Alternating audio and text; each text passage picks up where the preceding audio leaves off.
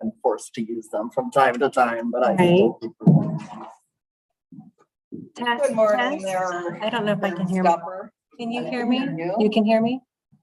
I guess we'll have to do a test with somebody that's online once we start, but you can hear me. Okay.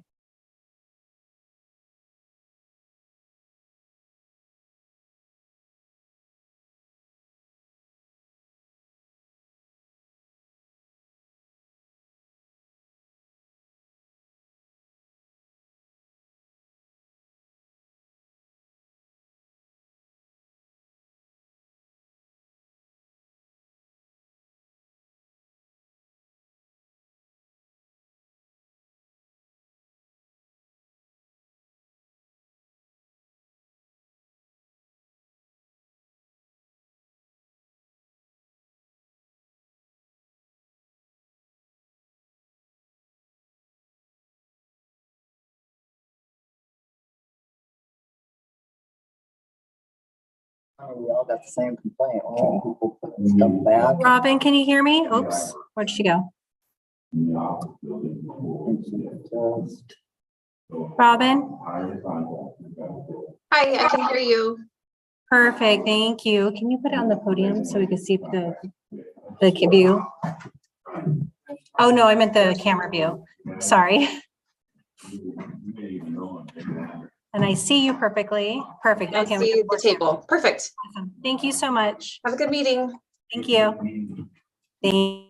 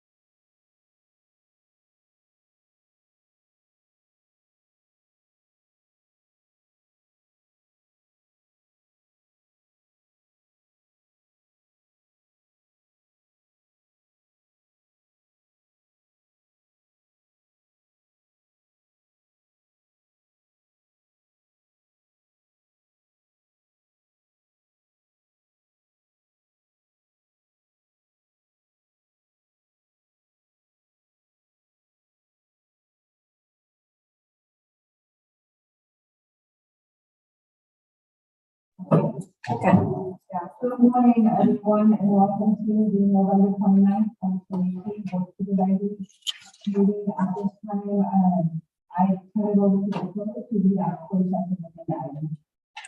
Closed session item 1, pursuant to Government Code 54957.6, conference with county designated labor negotiators Judy Hawkins, Shay Johnson, and Nick Marvin regarding the following employee organizations: Sheriff's Management Unit, Calaveras County Public Safety Employees Association, Deputy Sheriff's Association, Calaveras Management Union, Calaveras Supervisors Union, Service Employees International Union, Local 1021, SEIU Local 2015, unrepresented employees.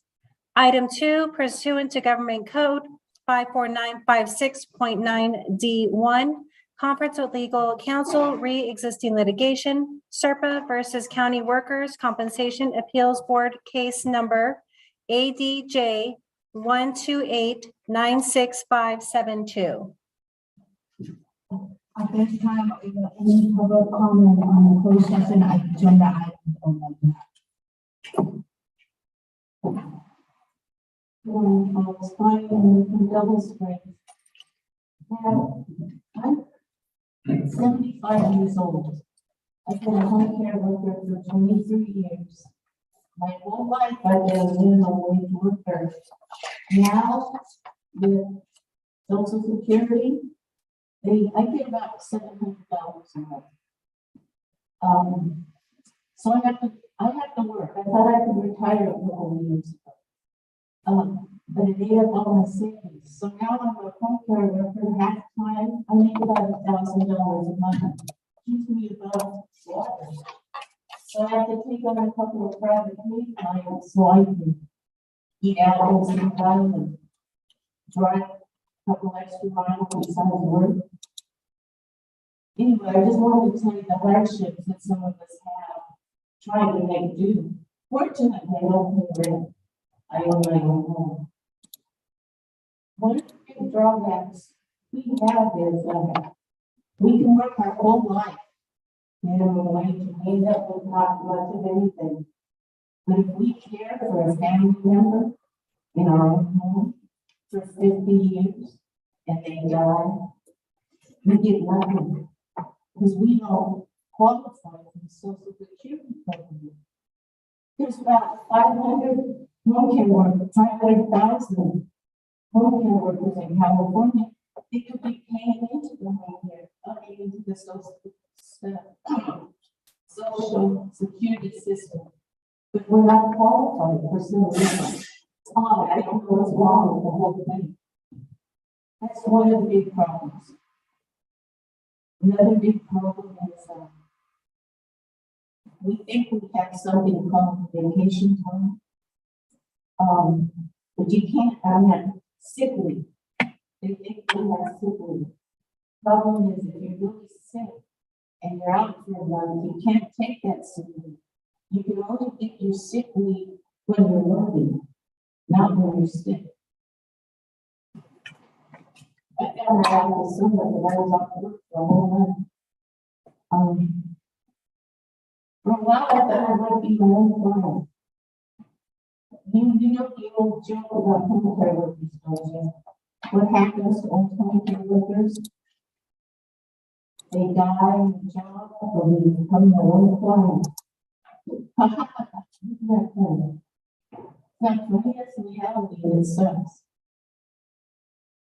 That may be why I end up in a year or two, because I said I'm 75 for crying out loud, much longer than I work. Oh my God. Thank you. Back to work now.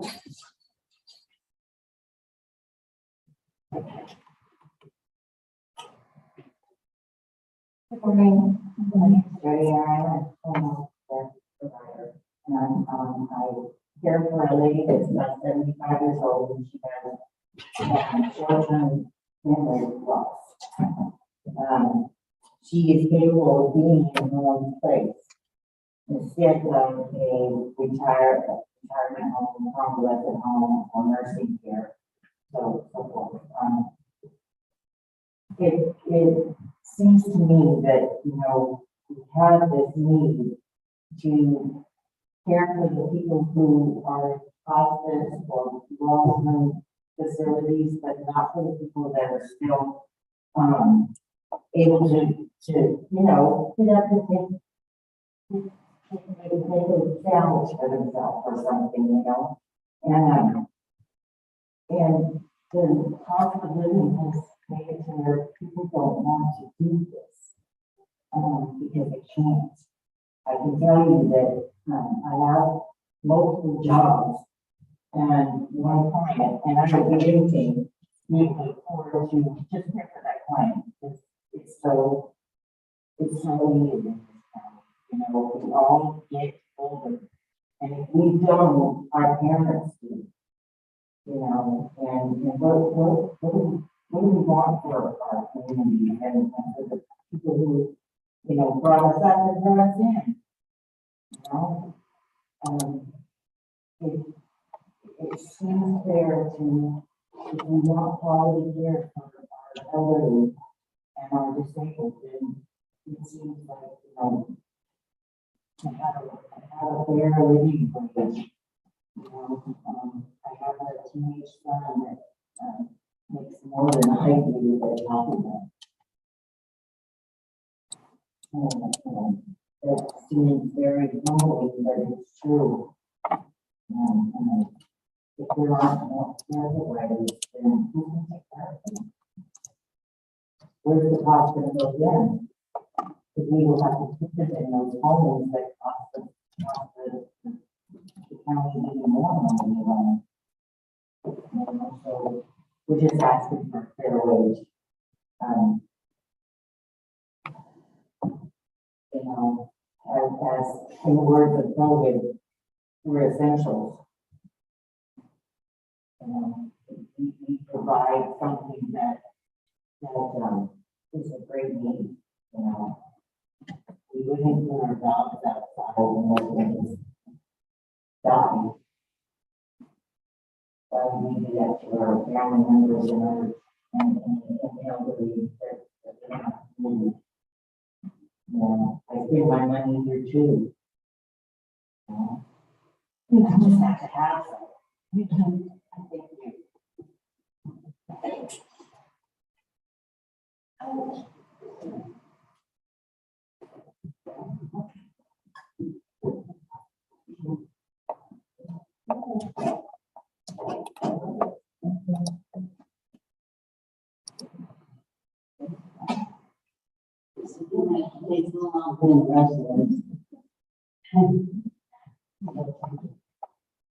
Good morning, ladies and gentlemen. I am the reception, as you well guess. But I have to say, I have to speak with these ladies that get out there and even God taking care of me. If it wasn't for her, I wouldn't have made it. I'm 79 years old. I've worked working on a mom's job, but I became disabled. I don't make that much on Social Security. But I will speak to these ladies, they deserve what good money, a living wage. They work very hard. They put up with abuse, sometimes compliance. They put up with a lot of stuff. I can't mention it all. But I want to tell you this. I appreciate it. Why? My mom's down here today in June. I'm a lot. That's right.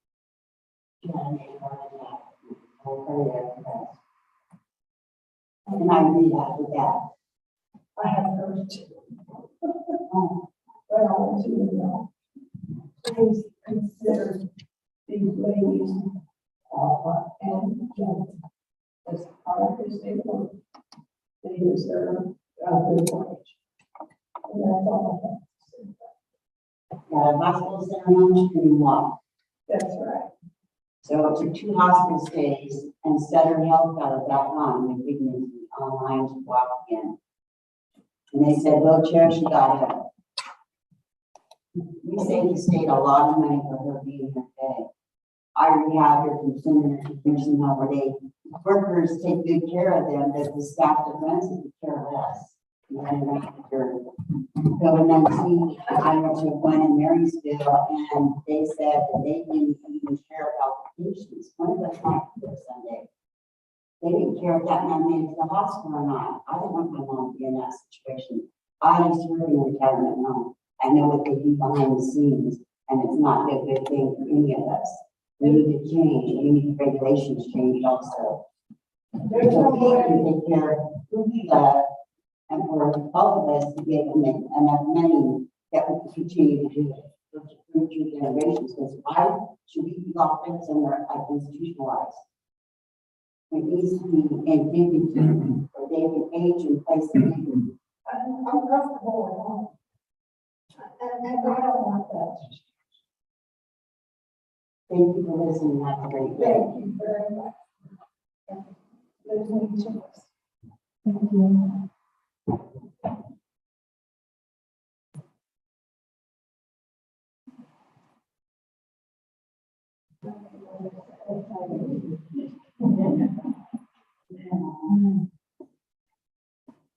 Morning. My name is Christy. This is my little one, Brian. This is my first meeting I've been to. But I've been trying to come to these meetings because I have some things to say and some questions that need to be answered. And also, my desires of what I want to get out of life. I want to say a few things that I want them to be minimal and impactful. I feel like I'm in a very favorable position to get this compensation to build for a meeting. I want to talk about things like the materials and the x-rays it takes in planning and taking care of a loved one. Transportation costs is the main topic that I'm concerned about, not just the gas, because that's where my mind goes to, but the cost of tires, the cost of oil, the cost of the battery that I just replaced in my car, cleaning the car, and other small little things. I work in the business world, and I'm the produce manager over at the grocery store. I see the cost of gas, I see the cost of food. I see things being raised and our incomes, I make minimum wage to try and I also have children that I take care of. So there's other things in my family that make our finances stretch. And it's really tough when we're trying to move on. And a lot of times we rely on our family members. We have to ask friends for help. Our church members are very supportive.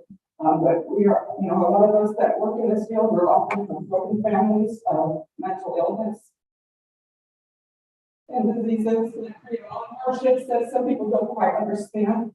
So we get a lot of rejection and flack when we approach things that are so important to people. And it makes us become humble people, but it also makes us passive and unsure, and we feel like favors sometimes.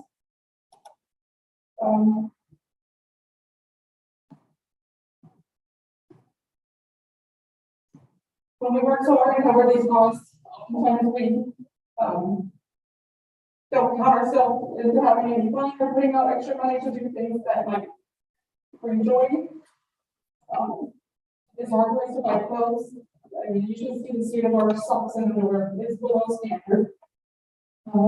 There's not a lot of programs in our area. There's not a lot of authorities that send people to a place where they can go safely and interact with others and have counseling and have appointments and celebrations. The places in San Andreas where we live, oftentimes there are a lot of street drugs and a lot of people who are self-medicating and they're unsafe for some of these people to be. One of the biggest problems also is the taxes, because I have another job. I signed a piece of paper to be tax exempt because he lived with me. And at the end of the year, they included into my income besides that, and ended up taking back $1,000, which to me, that's 3 times a paycheck and 5 monthly paycheck. So to give back a month and a half worth of wage was heartbreaking for me. It just cut us deep. And that's all I have to say. I appreciate your time and listening, and I hope that what I said is true and makes improvement for all of us and for me too. Thank you. Thank you.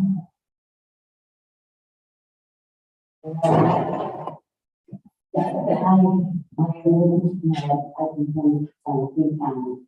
And I'm gonna keep coming into residents and these people, most of us lost our job to take care of our family. And every single one you think about it, when I'm very young, we're gonna be in that stage one day. Think about it, how would you like your provider income if they have a gap? They didn't come because they have enough gas to make it, you're gonna have to take care of yourself. A lot of people seem to be going through a lot, because money is not right, we're giving them right now. It's kind of about each one of you to think about it. Because this is going to keep seeing me come every time, watching you guys decide, what you guys can do. This is a beautiful county. I think that we should show a little bit of appreciation of all these providers. I've been a provider since 2003. I took care of my husband, he's done with cancer. I have my job, is paying for the money to take care of it. And it does hurt to see other people out there that we can't. So we need to think about it. Thank you.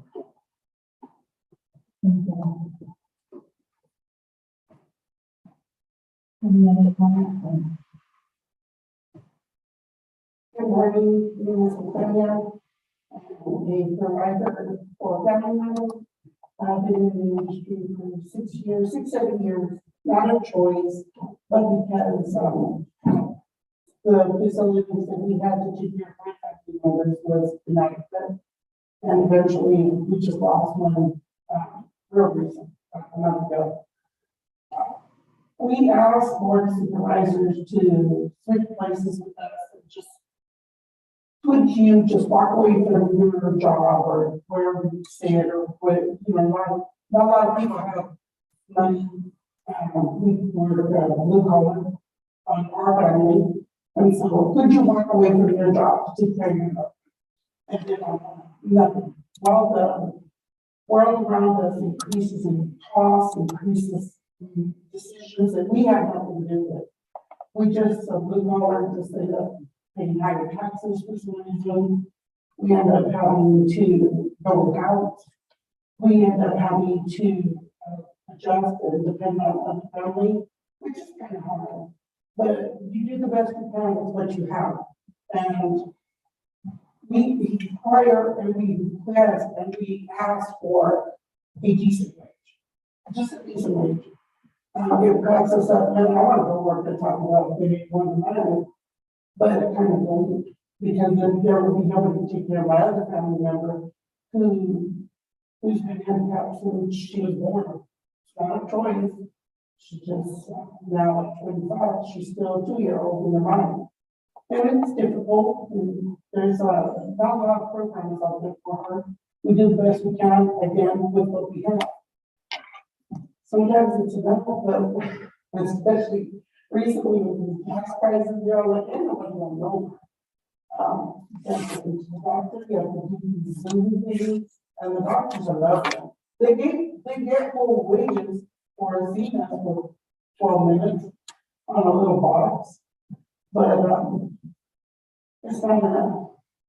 And if they were to have to change and do their family members, all the baby boomers are getting up their age, all the people that are in office are getting up to their age, they don't have to live like that because they help in office, they're still being paid wages or earnings or whatever.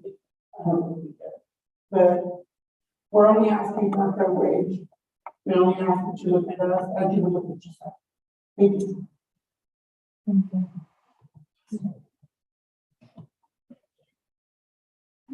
Good morning. I'm going to put a little bit of this in perspective. I was a social worker for Head Start. We all know how wonderful Head Start is, early education, and how important it is. I am a care provider. Many care providers have had to leave high-paying jobs to provide care for a relative in their home. Because unfortunately, as we all know, we are looking at patient ratio in convalescent care. You've heard about what's happening with convalescent care, private care, what's happening, and to sustain an individual's life, they're better off leaving their home. And the comforts of their home, especially if you're looking at someone that's dementia or a stroke victim, or other victims, or the folks that maybe have been in a car accident that needs to be a catheter. A lot of times people think that home care providers are just there to clean their house. That's not correct. Home care providers, especially with the stroke victim, are doing speech therapy, they're doing physical therapy, along with the individual that comes out to their home. They are part of the case management process in the home. They also are the ones sometimes the only family relative.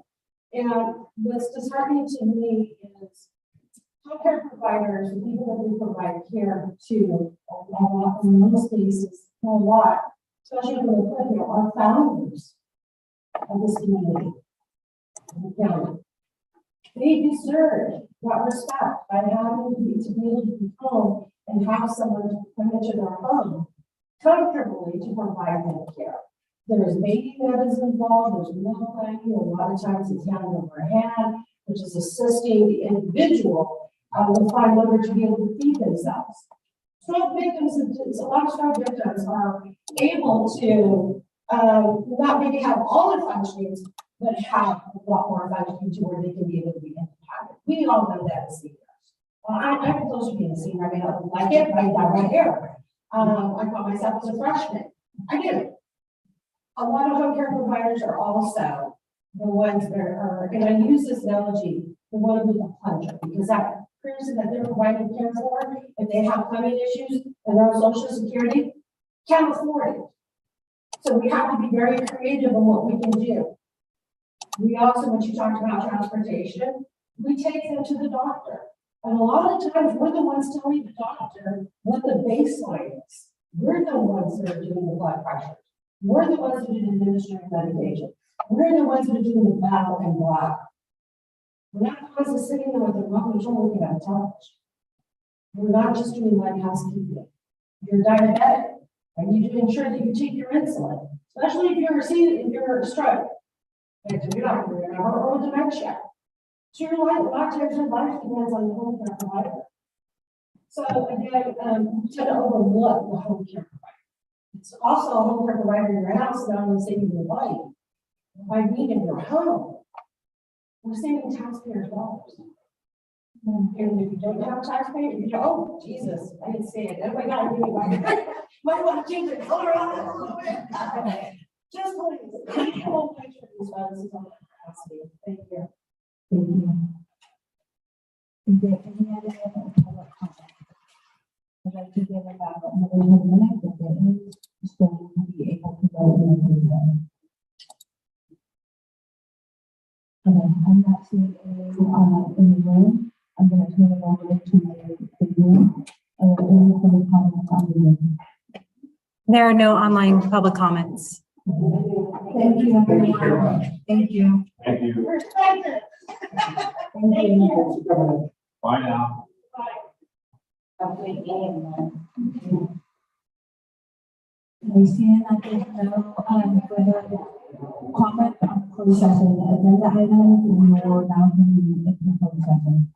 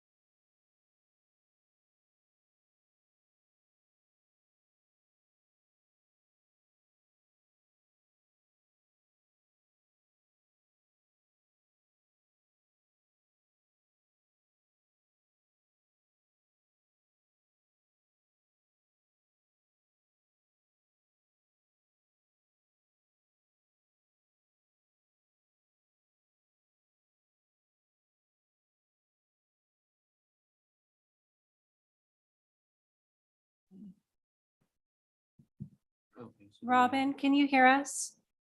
Yes, I can hear you perfectly. Okay, we're gonna check the podium right now, please. Thank you. I can barely hear Robin. This is now. the mic on the table. Can you still hear us, Robin? Yeah, that one sounds good as well. I'm not hearing Robin very well now. Okay, Okay, this is the public mic. That one sounds really good. But Okay. usually, If I'm back here and I'm standing far away, can you still hear us, Robin? yeah, it's not garbled or anything like it was. Okay. okay. And then why am I hearing Robin so distantly now? Did this switch again? What about What's our volume on? the here?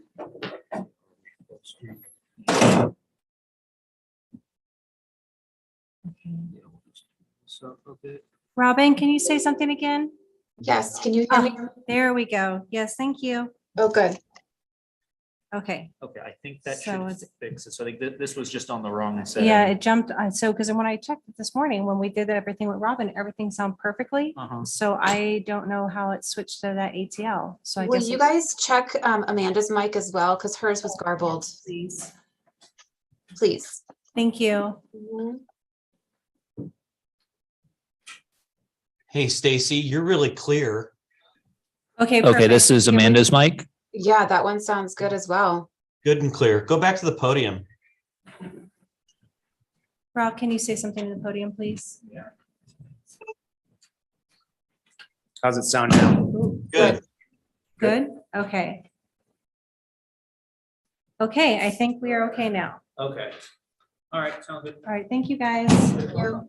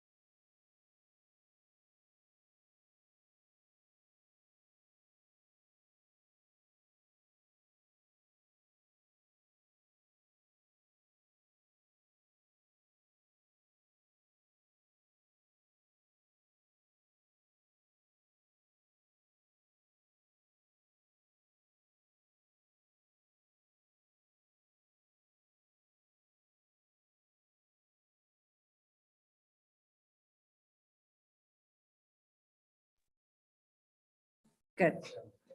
We're good. Good morning and welcome back to the November 29th, 2022 Board of Supervisors meeting. At this time, if you could please stand for the pledge. Allegiance to the flag of the United States of America, and to the republic for which it stands, one nation, under God, indivisible, with liberty and justice for all.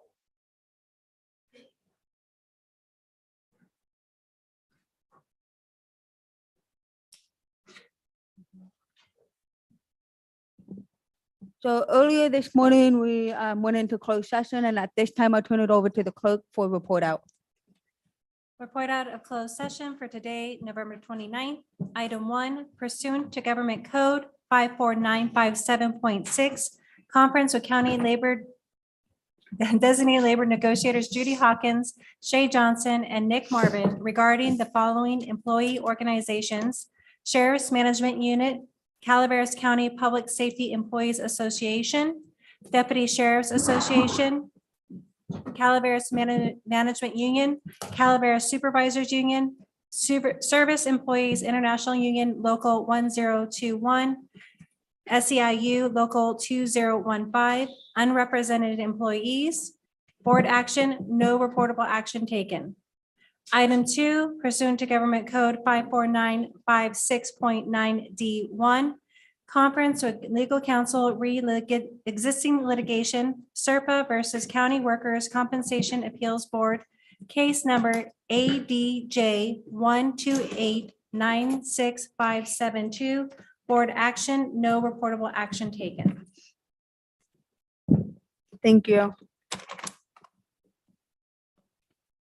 Next is staff announcements. Are there any staff that was to make an announcement? I'll start with in the room and Miss Allen.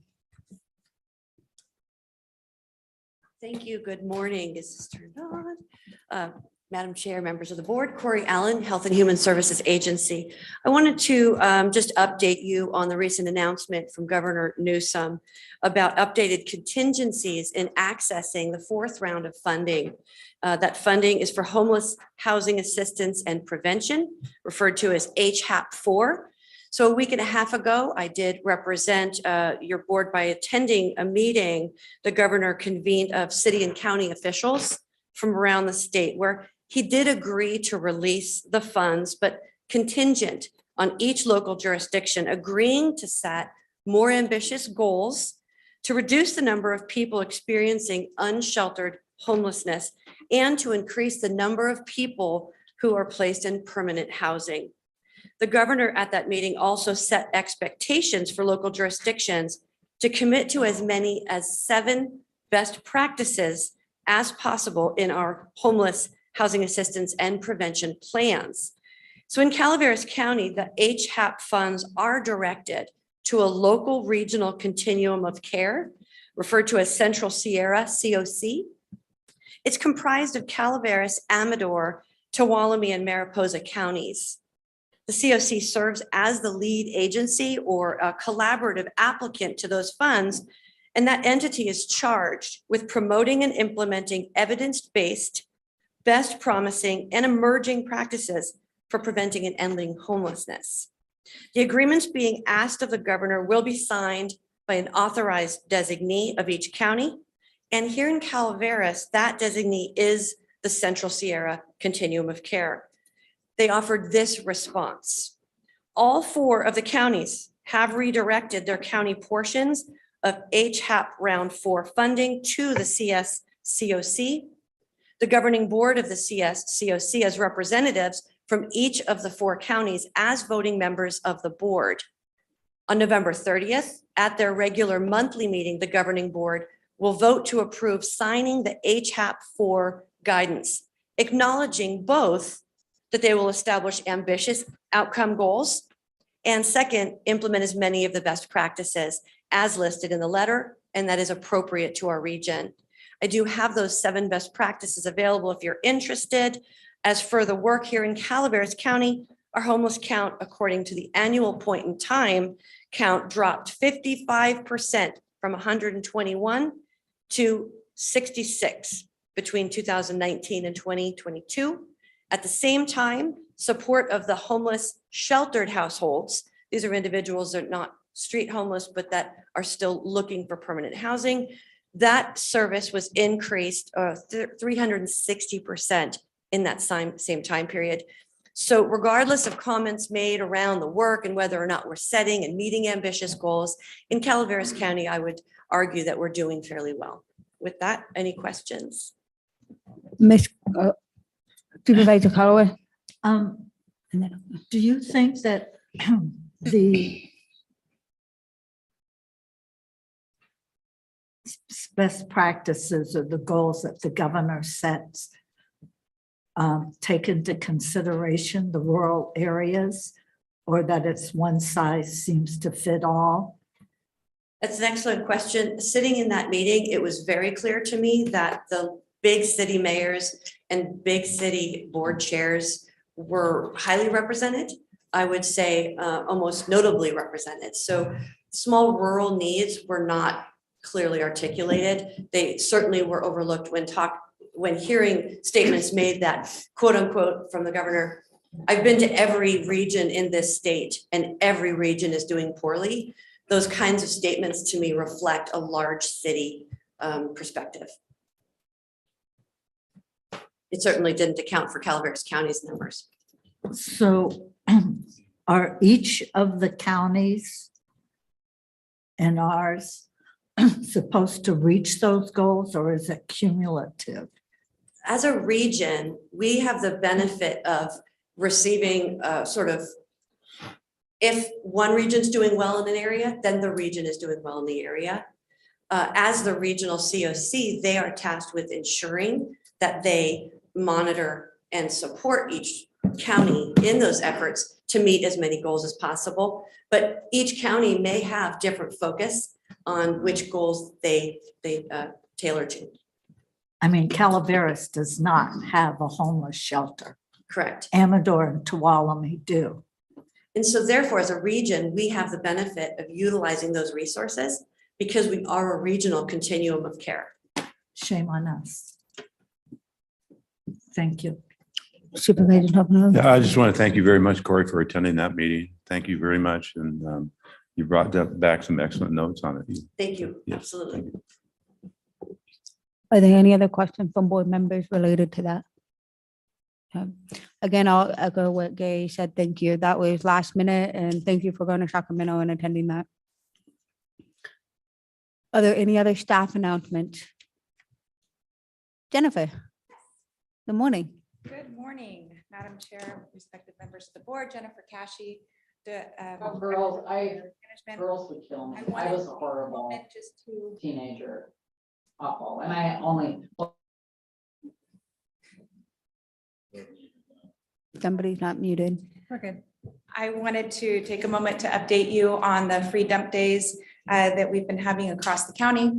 We've held 2 of them of the series of 6, one in West Point, one in Arnold. They've both been very successful. And again, I'd like to, extend our gratitude towards Caltrans and District 10. Sam Sherman, he's been fantastic. What a great partner he's been. And additionally, our partners, Gamby Disposal, they've been fantastic in helping facilitate these days as well. So huge shout out to both of them and the Conservation Corps. Together, we've just really been able to smoothly run all of these events.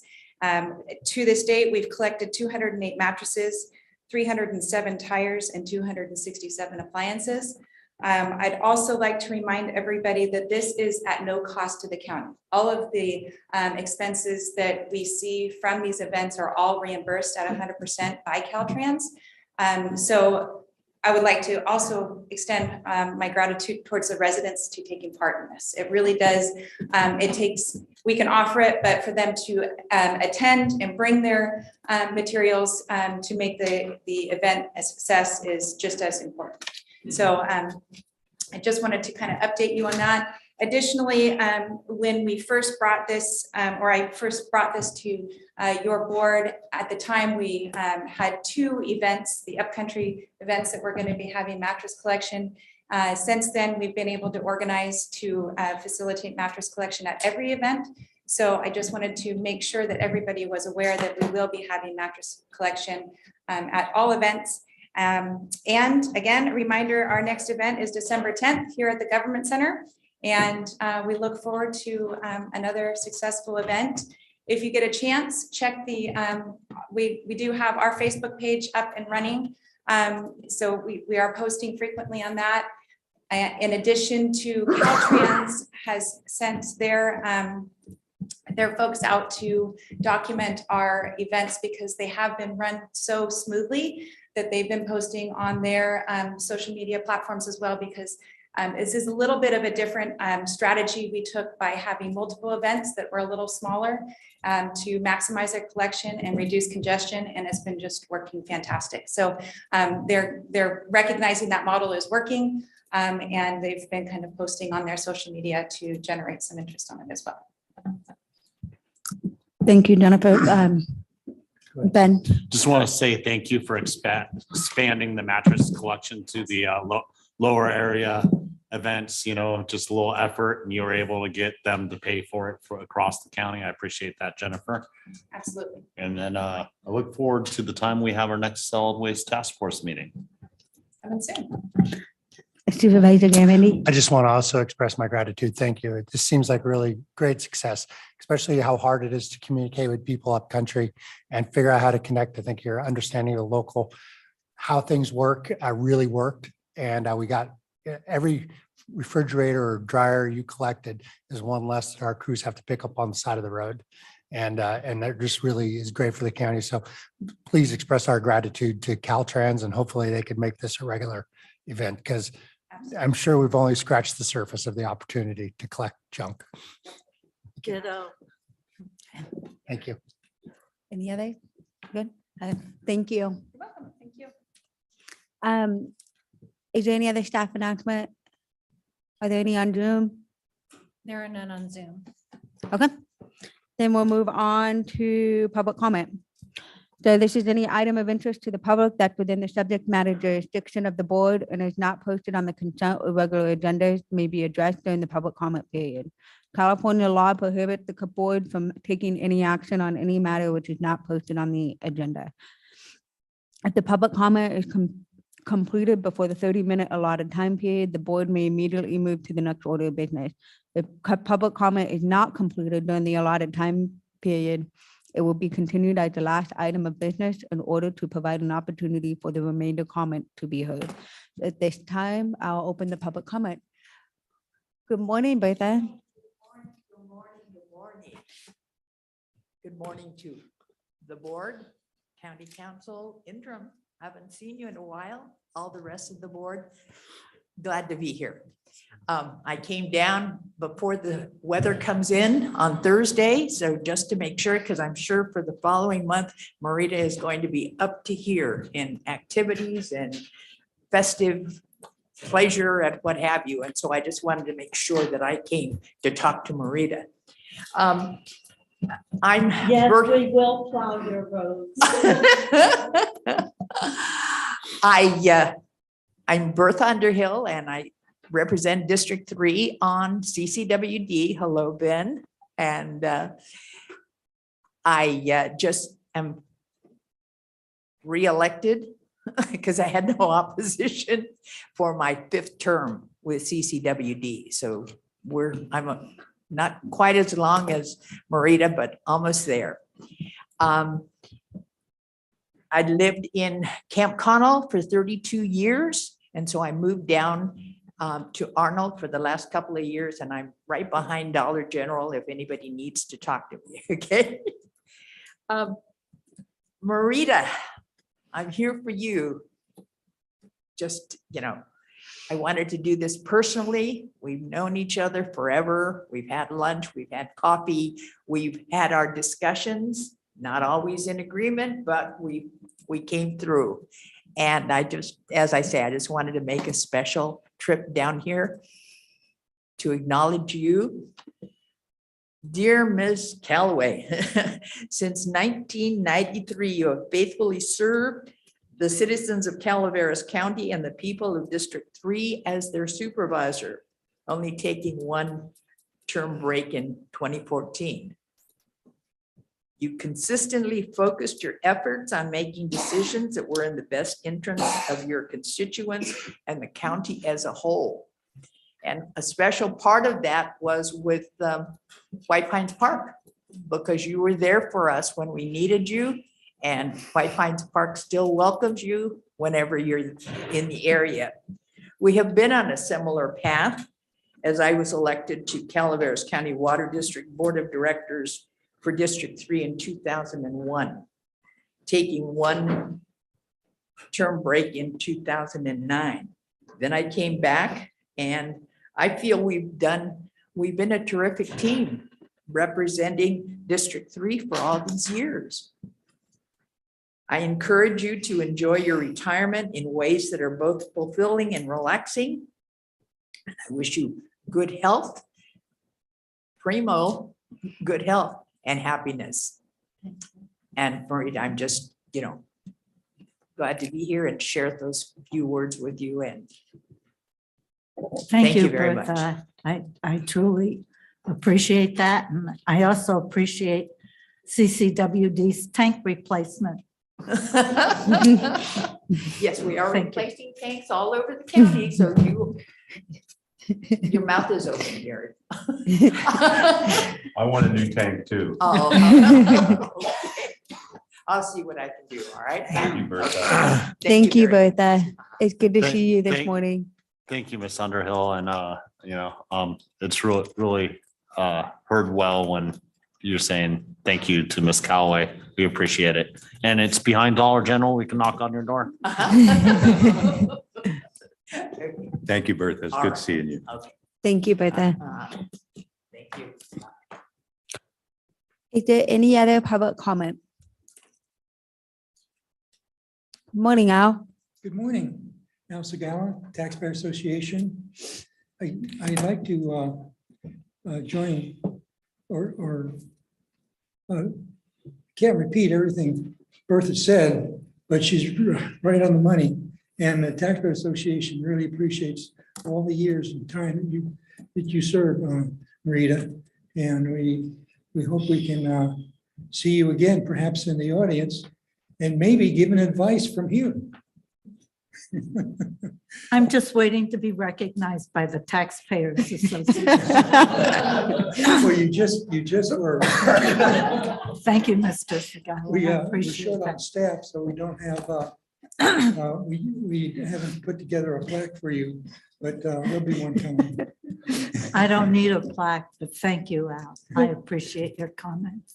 On another topic, we find that we're getting a lot of grants to do things within our county for the public good, and the grants are coming from the state and the federal government. Well, with each of the grants, it's not a free lunch. They have rules and regulations that go with them. Sometimes these rules actually hurt our local economy and property rights. So we would recommend that each time that this occurs, to look very carefully at what rules are going to be put in place, because this grant money has a tendency to be addictive. Once you get the money coming in, you become used to it, and it's difficult to be independent from it. And after all, if you don't take the money, somebody else will. That's usually the reason why for continuing programs that are not very good. So with that, I thank you very much.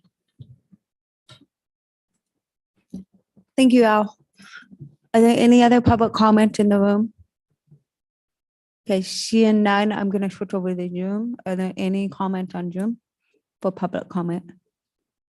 There are no regular public comments. Okay. At this time, we'll move on to consent agenda. We have multiple items on the consent agenda. At this time, is there any public comment on the consent agenda? Seeing none in the room, is there any on Zoom? There are no online public comments on the consent agenda. Okay, is there any board member or staff member that wishes to discuss the consent agenda item? Okay, seeing none, is there a motion to approve consent? So moved, Madam Chair. Is there a second? Second. All in favor? Aye. Passes 5-0. Next, we have the regular agenda, and due to time for the consultants, I am going to ask if we can move item number 13 first before item number 8, so they can get to their next commitment today. Is that okay with the board? We have them on already.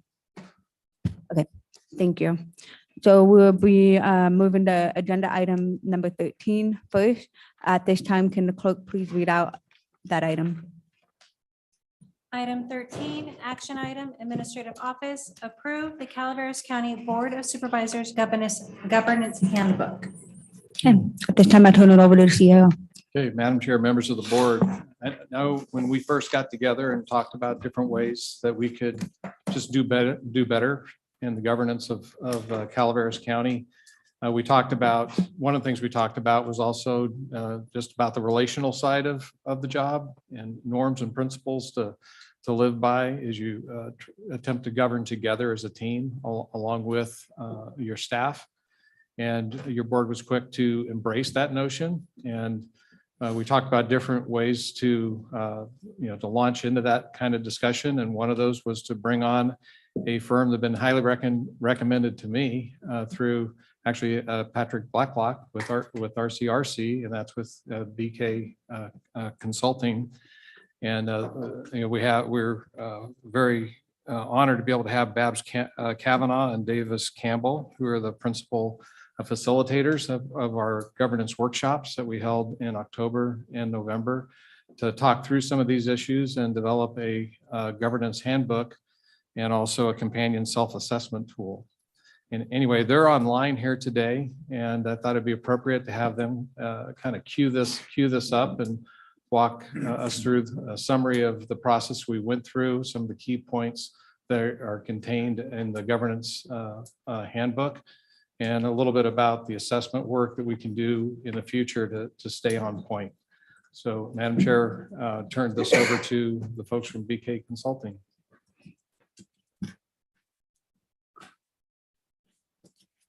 Do you have Babs and there you are. Hi, good morning. Morning. So Good nice, morning. everybody. So I'm going to launch this and Davis is going to also be joining me in terms of really talking about the process and what we went through. So I just want to begin by saying that I want to congratulate this Board of Supervisors for committing multiple days to thinking about and reflecting upon effective governance practices. The discussions we had over the course of those few days and the agreements made really reflect the dedication and stewardship of all of you as you do your really important work. As stated so clearly in the introduction to the Calaveras County Governance Handbook, I just want to read one paragraph because I think it really reflects the work that we embarked upon together. Although elected from individual supervisorial districts, supervisors work together as a governance team with the chief administrative officer. Even though it is the board that governs Calaveras County, the board is made up of individuals, and it is the professional governance manner and effectiveness of individual supervisors that determines the effectiveness of the Board of Supervisors. So this process that we embarked upon and went through over several days resulted in the documentation of the Calaveras County Governance Handbook and Principles of Good Governance and the agreements about the governance structure. It was a really amazing several days. It was just a pleasure to work with this board and CAO. And I want to really, now I want to turn it over to my colleague, Davis Campbell, who's going to further describe both the process and the results. David? Thank you, Babs. Good morning. So I do want to mention that depending on how things go, I will be leaving at 10:40. I had a extraction and the subsequent infection that I have to go see my surgeon and complain to him about how that happened. So I will be leaving after that point. I do want to share in the thoughts that Babs expressed. And I want to really express my appreciation to the board for the welcoming and the openness that they approach this, which sometimes can be difficult discussions. I actually think that this has been one of the more effective and pleasurable boards that we have worked with. I think everybody was focused, attentive, stayed on track. It was a very, very a very extensive discussion, but very approached by the board very sincerely. I have absolutely no doubt that this board has a fundamental commitment to effectively governing Calaveras County. There's just no doubt in my mind about that. I think that they really embraced a lot of the discussions and listened to each other. And I felt great about the work of the board. So it's really a pleasure to be here. I thought what I would do is basically summarize as a framework for the governance handbook what we discussed, and also for anyone that's sitting in today that may not be aware of it. We really focused our discussion on the three fundamental elements of effective governance, effective board governance. Something that we have seen over the last 40 years present in virtually every highly effective board. There are three elements. The first was operating each individual board member, supervisor in this case, operating with a governance mindset. The second was the board as a whole working together, having a high degree of coherence in their work. And the third is establishing a governance structure within which they can work, sort of the guardrails, or however you want to express it. So briefly, let me talk about each one because they really do represent the work of the board. The first is we spent time talking about what does it mean to be a board member? Because everyone on the board understood and understands that even though they're elected individually, they must work together as a board, because only the board has the authority, the legal authority to set direction and make decisions. And it must be in a public meeting with a majority of the board.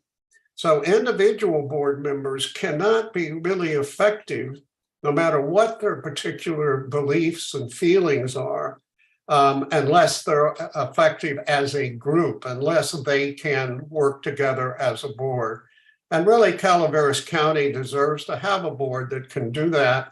I'm absolutely convinced that this board will do that as a result. So there really are four characteristics that every effective trustee, and I mean this seriously, every effective trustee demonstrates. One, they recognize that this is a systems job, that governing the Calaveras County is not so much about individual pieces, it is about how all the pieces fit together, and a lot of moving parts in a county like Calaveras particularly. Secondly, they individually each function with a strategic focus. That's different from functioning with a tactical focus. Tactical meaning the sort of the down in the weeds individual decisions made at all levels within the county. That's not really their job, because the county board of supervisors is a strategic job, which means you have to look at all of those moving parts and make sure that they all fit together and work together towards achieving the goals of the strategic plan. Third, every effective board member is a learner, and that means that they really do a lot of deep learning about the issues. And I was very impressed that the knowledge that each individual supervisor has about the major issues that are facing Calaveras County. They're able to really understand the nuances and the difficulties surrounding major policy and strategic decisions the Calaveras board has to make. And finally, the one that we all sort of live with, which is managing their public manner. It is very important. And this again is what highly effective board members do. And it becomes intuitive after a while, which is making sure that they in fact are operating in a civil manner, treating everyone, staff, public, fellow trustees, treating everyone with a sense of respect and a sense of making an assumption that they're all operating from a basically solid manner.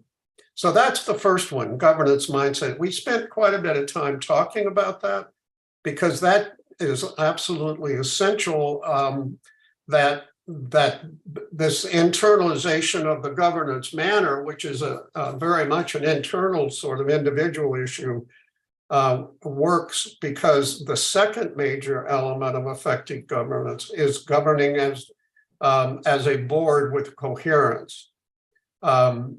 And that gets to this issue of it's the board that governs Calaveras County. The individuals have to come together and govern as a team.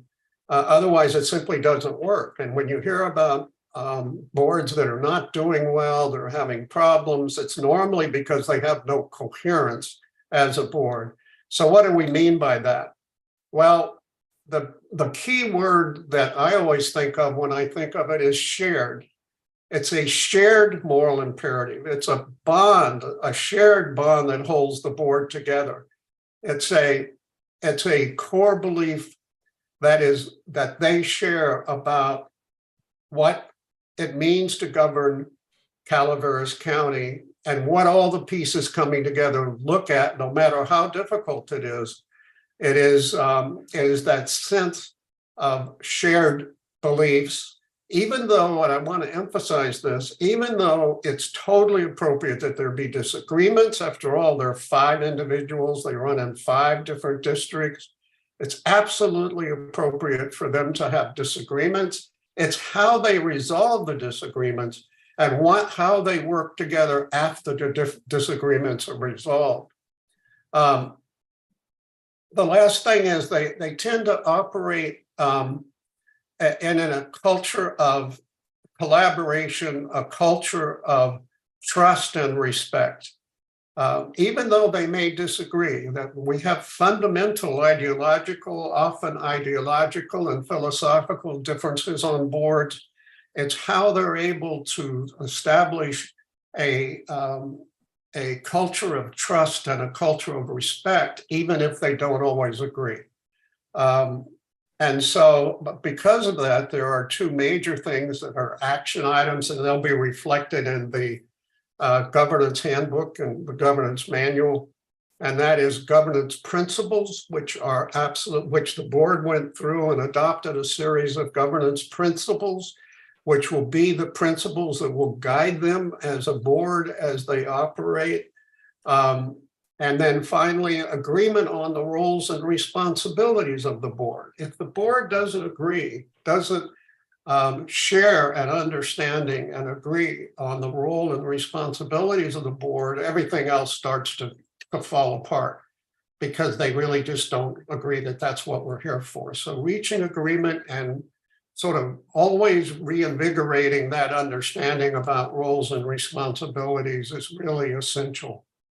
The last piece is the piece that we'll be focusing on mostly today, and that is the adoption of the governance handbook.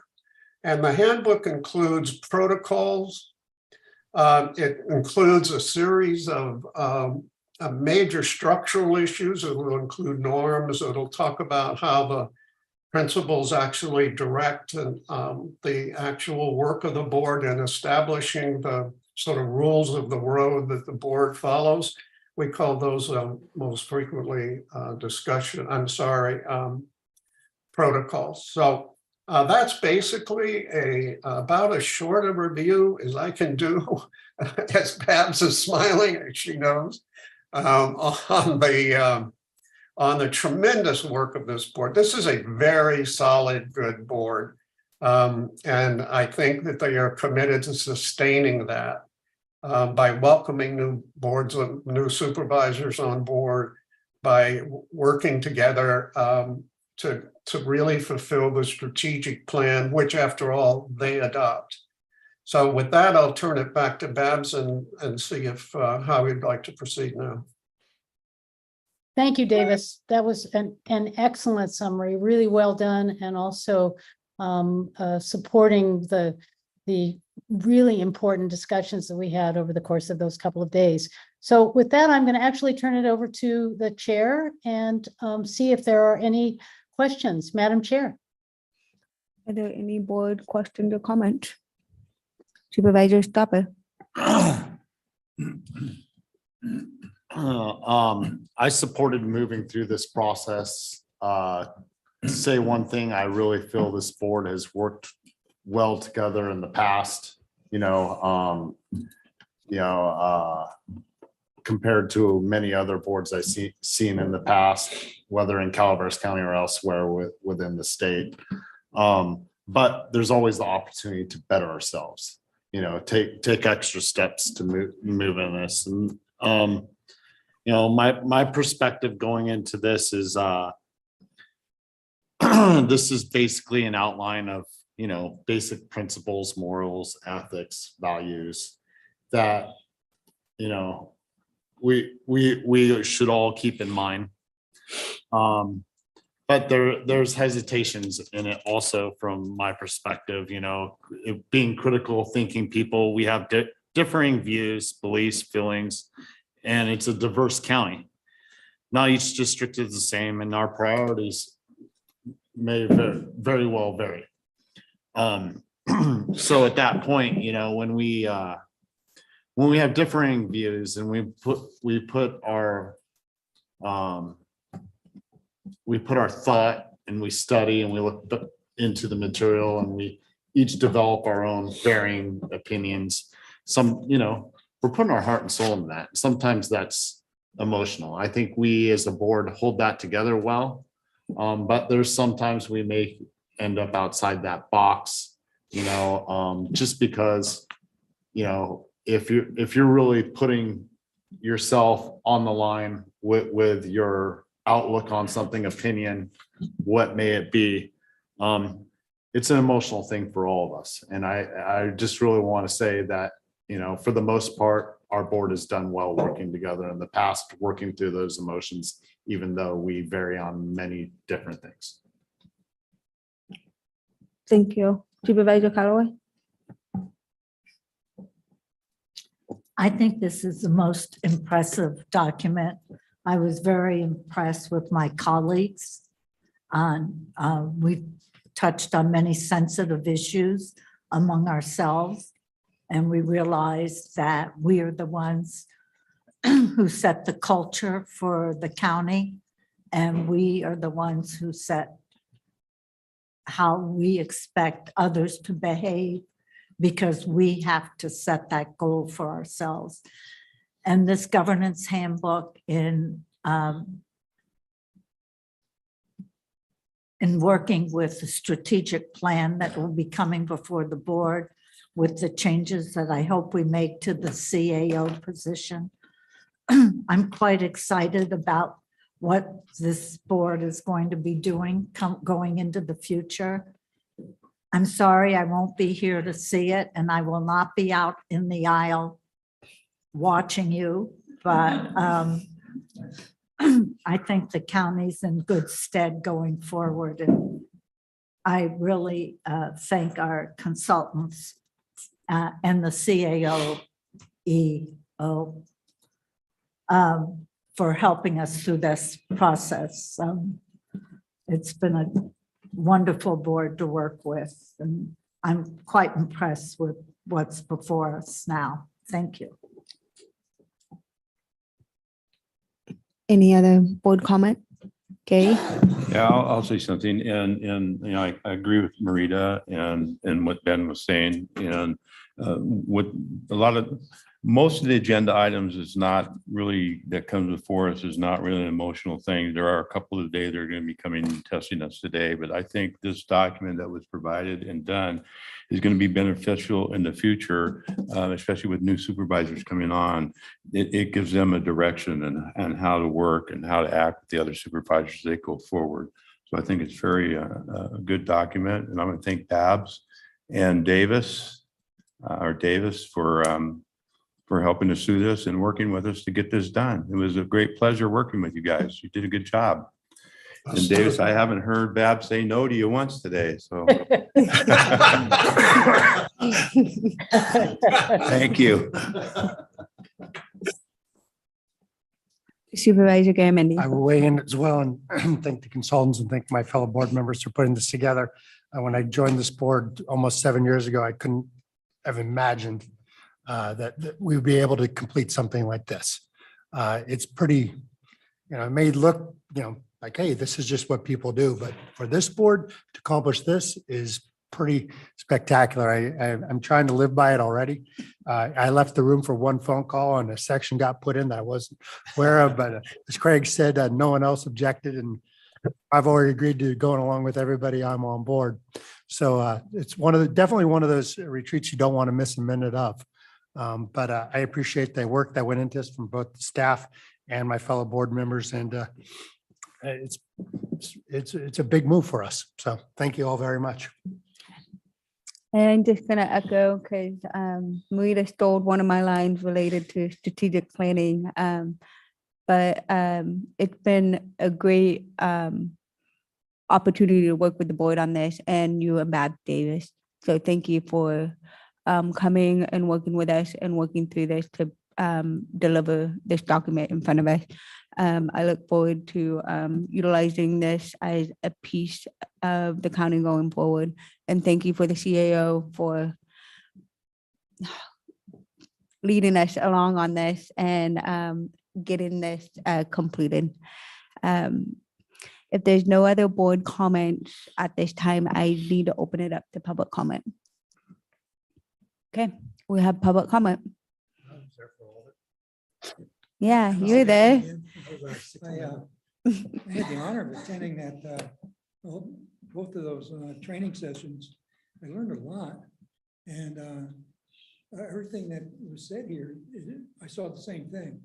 And we have a great board, and it seemed like a lot of the issues that we're learning to overcome are issues that plague other entities, but not this board.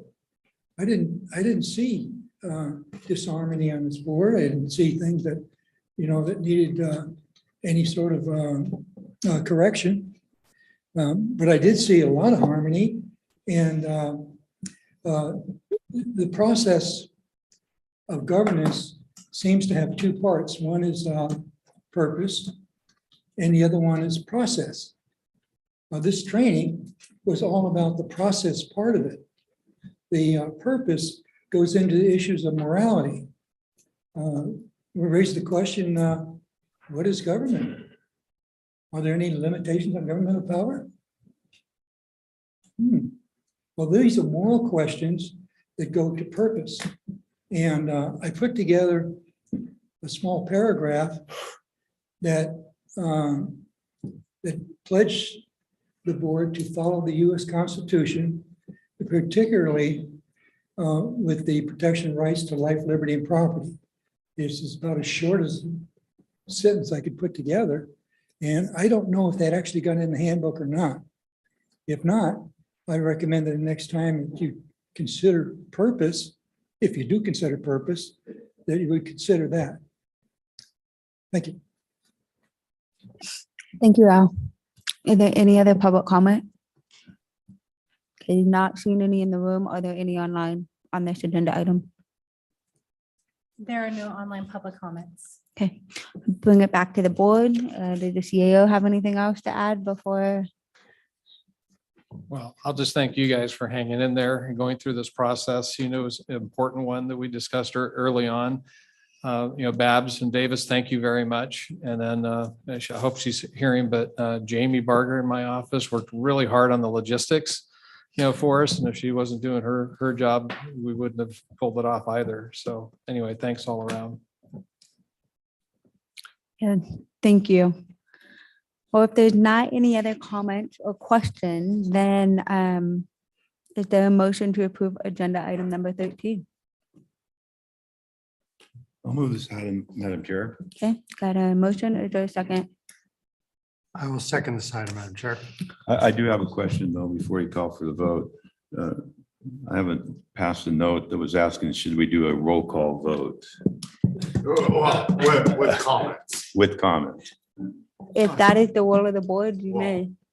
So Ms. Callaway keeps asking for comments. I'll start with Callaway then. I don't think we need to do a roll call. And I think to all my colleagues, it was a very difficult time for us. And I think we all came through as champs. I didn't make a motion or a second because y'all are gonna have to live with this. But thank you, Mr. Stuff. And Mr. Tuffanelli. You can tell who I agree with and don't agree with. We got a motion. No, Can he you just made a clarify who motion that and a is? second. So we got a motion and a second on the table. We've heard it from Callaway. All those in favor? Aye. Passes 5-0. Thank you, Babs. Thank you, Davis. Thank you. Okay, Now, we're gonna take a poll. I might consider that. Oh, no. Okay, we're gonna jump now back to the regular scheduled programming of agenda item number 8.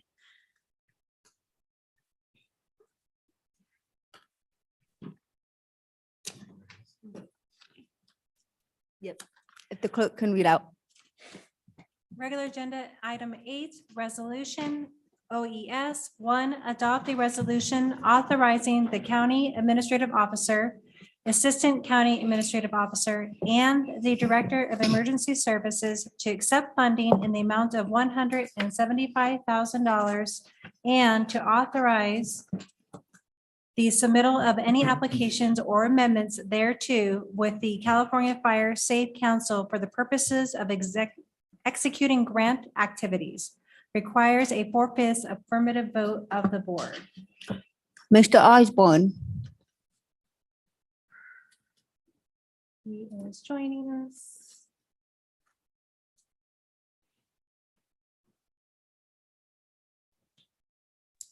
There he is. Good morning. Morning. Chair and members of the board. Thank you for taking time to hear this today. First, I have to start off with an apology. I did in the staff report note that it takes a 4/5 affirmative vote of the board. But upon further review, these grants have been included in our final budget adjustment this last year that we just completed. So I apologize for leaving that language in there. It should not be in there. And with that, this is the first of 2 grants that we are pleased to bring to you from the California Fire Safe Council. This grant is known as the County Coordinators Grant. And what it does is it allows the county to hire a limited term position for the purpose of wildfire mitigation, outreach, and coordination. It is our issue here in the county that this will address is we have lots of great both public and what I'll call private groups performing wildfire mitigation. And the purpose of this grant is to hire a person to not only promote and conduct outreach for that mitigation work, but to help coordinate so that we have a united front when it comes to wildfire mitigation here in the county. As each of you is all very aware, wildfire is the biggest threat in our county as identified by our multi-jurisdictional mitigation plan. And so this grant will be used to cover administrative costs relevant to the county coordination efforts, including but not limited to salary, support, and administrative costs for the county coordinator. The county coordinator position, the limited term position, is currently listed on the master control list. And actually, we have a pool of applicants ready to screen should you guys choose to accept this grant. And with that, I think I'm happy to answer any questions. Are there any questions from the board? Okay, I'm not seeing any. Is there any public comment on this item?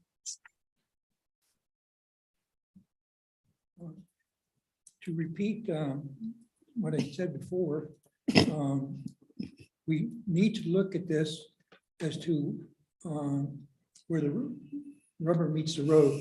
What effect on local property rights is going to take place with this grant money? Also, in the case of wildfires, we have a problem with first response failure. The reason for that is because when the wildfires occur, they're in a difficult area to reach. And if you don't have aircraft already in the air during these difficult times, by the time they get to the fire, it's already spread too far. And it means sometimes $18 billion in losses. But if you have aircraft already in the air, loaded, ready to go in the area where it's most likely to have the wildfires, you have a good chance of putting the fire out on the first strike. First response success.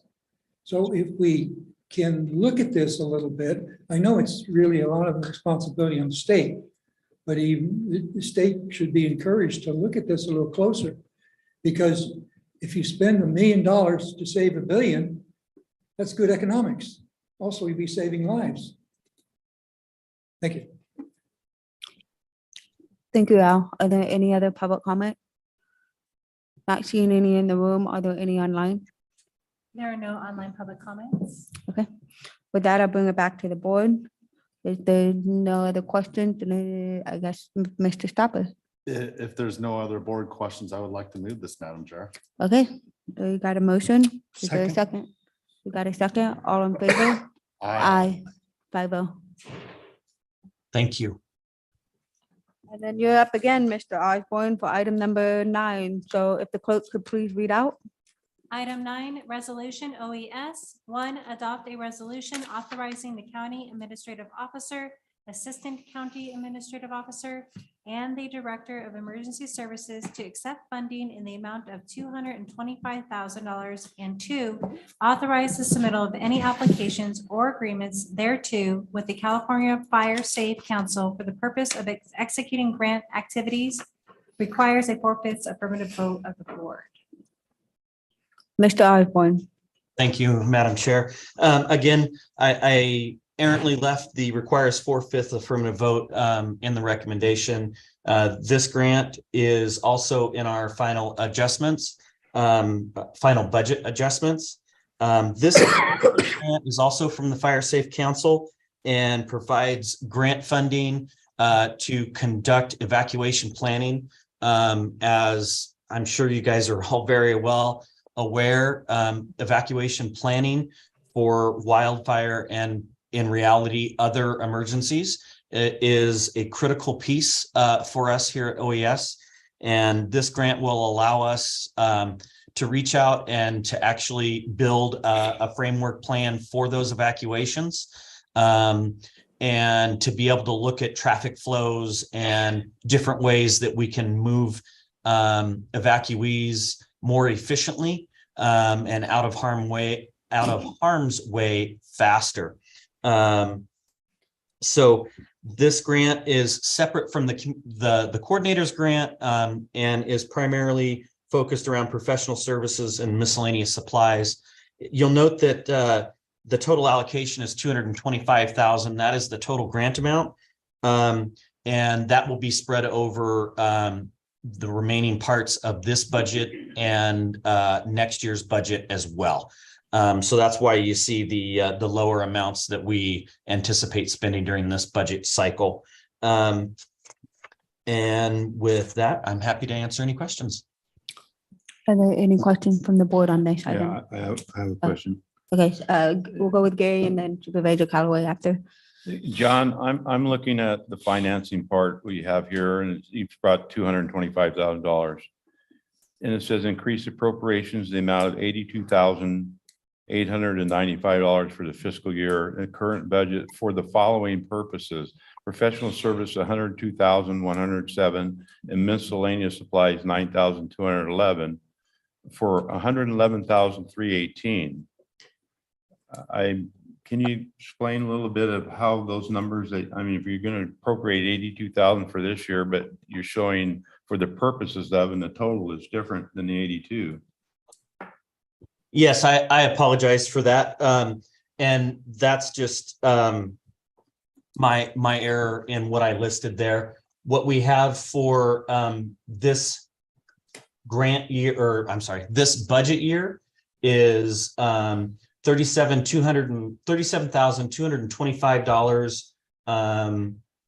for the evacuation. That'll be income, and then $79,951 for professional services, $43,051 for software subscriptions. That's specifically for our Zone Haven application.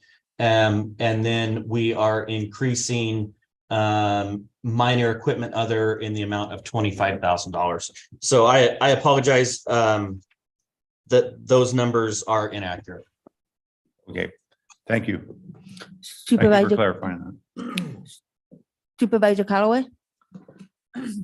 Mr. Osborne, I'm not quite clear on how this would be implemented. Of course, it's a huge issue in the Ebbets Pass corridor. And will this be involved with working with each of the respective subdivisions on evacuation routes? How will it dovetail with the local fire districts? I know the first responders, the CAL FIRE, Chief Johnson, so forth, have tried to encourage people to go out the way they normally do, not go down the dirt road where they might need a four-wheel drive tank to get out. I mean, I'm not clear on how this is going to be implemented on the ground.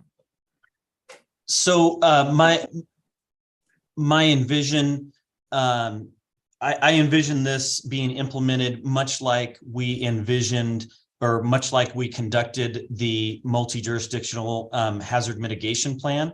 We're going to hold outreach meetings. We're going to meet with our stakeholders, many of whom you mentioned, and they're going to have influence in the construction of the plan. We intend to do that through the use of a consultant that will help us lead the process to develop an evacuation framework plan to address those needs. It will also allow us to conduct outreach and educate our communities about their specific issues and how to better prepare themselves in the event of an evacuation. We've been through these exercises before. Is there something that might be different this time? I mean, we've had community meetings on these same topics, and I kind of feel the expectation is different than what the reality is on what can be accomplished. I'm just interested in the outcome that's expected. So our expected outcome is that we will have a framework plan that we can use as a template to lay over any particular emergency and conduct an evacuation within that framework, which is something that we haven't ever really got to before. We have, operational plans that talk about who's going to do the evacuating and who's responsible for what for those different pieces. And this plan will produce things that we can do ahead of time, such as maintenance of those dirt roads, signage, community outreach, so that we better educate our communities about what's expected of them and the timelines that they can expect during an evacuation, and how that may influence an individual's need for evacuation in regards to when and where. Everybody has their own set of circumstances. I'll use mine as an example. I've got dogs and horses and cattle, and depending on the time of year, lambs and pigs at my house. So what that means is if I'm going to gather those folks up, gather those animals up and evacuate, it's going to take me a lot longer to evacuate versus someone that just has to load up their, household cat. And so our goal with this is to educate the public about their being more aware of their own particular circumstances, and then being aware of, the process of evacuation and how we may evacuate. An example of that that is paramount in the county is the Highway 4 corridor. Everybody thinks about going downslope in the event of a fire, and that may not necessarily be the most effective way to evacuate the communities along the Highway 4 corridor, just as an example. And so that's what this planning process will do. We'll be able to run models and hear from stakeholders about what will be the best way to conduct an evacuation during an emergency. Thank you, Mr. Osborne. You're welcome. I have one question. So in the scope, under section 4, under the scope of work, it notes a cloud-based evacuation map. Lately, the Fire Safe Council has been discussing having a platform to host the evacuation, the maps for each of the districts. Is this something that would support that could possibly support that endeavor, not just for the Fire Safe Council, but also for each of the fire districts across the county? As of right now, I know there's one current map that folks can utilize with the QR code, but there's no home for it. So it's just kind of floating out there, and there's not one location for all of these maps to be for not only first responders to access, but also the public to access. So would that be an example of outreach or resources for the community? Yes. So the cloud-based system that we're referencing in the scope of work is the Zone Haven application that is available to the public as well as first responders on the community information page on our home website. And we can actually, one of the things that we hope to do is be able to design waypoints and destinations for the 233 zones in the county, so that when there's an evacuation, a resident can go look at their zone, and it will give them live information about which shelter to go to for themselves, for their pets, for their large animals, and which of those shelters and those safe areas are closest to them, and and the most efficient route to get there. So it would not help the fire districts. Well, it would help them in that sense. The mapping. What That, helipad would be, or accessing any of those maps. so I believe the mapping that you're talking about and the map that exists is the Central Calaveras map. And we've actually been looking for a place to for that to reside. We've talked with them about doing that through the county website. And we could certainly incorporate that into the plan building. Okay. So there is one avenue of resources. Okay, thank you. Stopper. Thank you, Madam Chair. No, this is more of a question for county council and the CAO, this being a budgetary item that requires a 4/5 vote. Reflecting, would it not be proper to amend it so it reflected the proper numbers before when it comes to financing, before we approve it? If I'm not mistaken, and please correct me if I'm wrong, John, but I think Mr. Osborne said that the appropriations actually have already been included in OAS's budget. And so it's actually mistaken that it requires the 4/5 vote. Okay. Is that correct, John? Did I get that right? Yes, ma'am. Okay. Okay, but with that, us approving this, would it still need to, no? I think since we're, go ahead. I was just saying, I think if the board's not actually being asked to increase appropriations in this item because it's already been done, then we don't need to worry about that. And I believe John clarified the numbers when Supervisor Toffenelli asked. Very good. I'll just mention, Supervisor Toffenelli flagged this for me yesterday evening, so we did some quick homework and we'll try to get that better the next time. Any other board comments or questions? Seeing none, I'll go to public comment. Are there any public comment? But And it's okay if I'm standing up because I need to stand up as much as I sit down. So don't worry about it. But anyway, John, I just want to make sure that somebody was at the corner or at the intersection in downtown Murphy's during one of our last evacuations. And I'm hearing stories about cars that were at that intersection for 6 to 8 hours because they couldn't move. They couldn't go anywhere.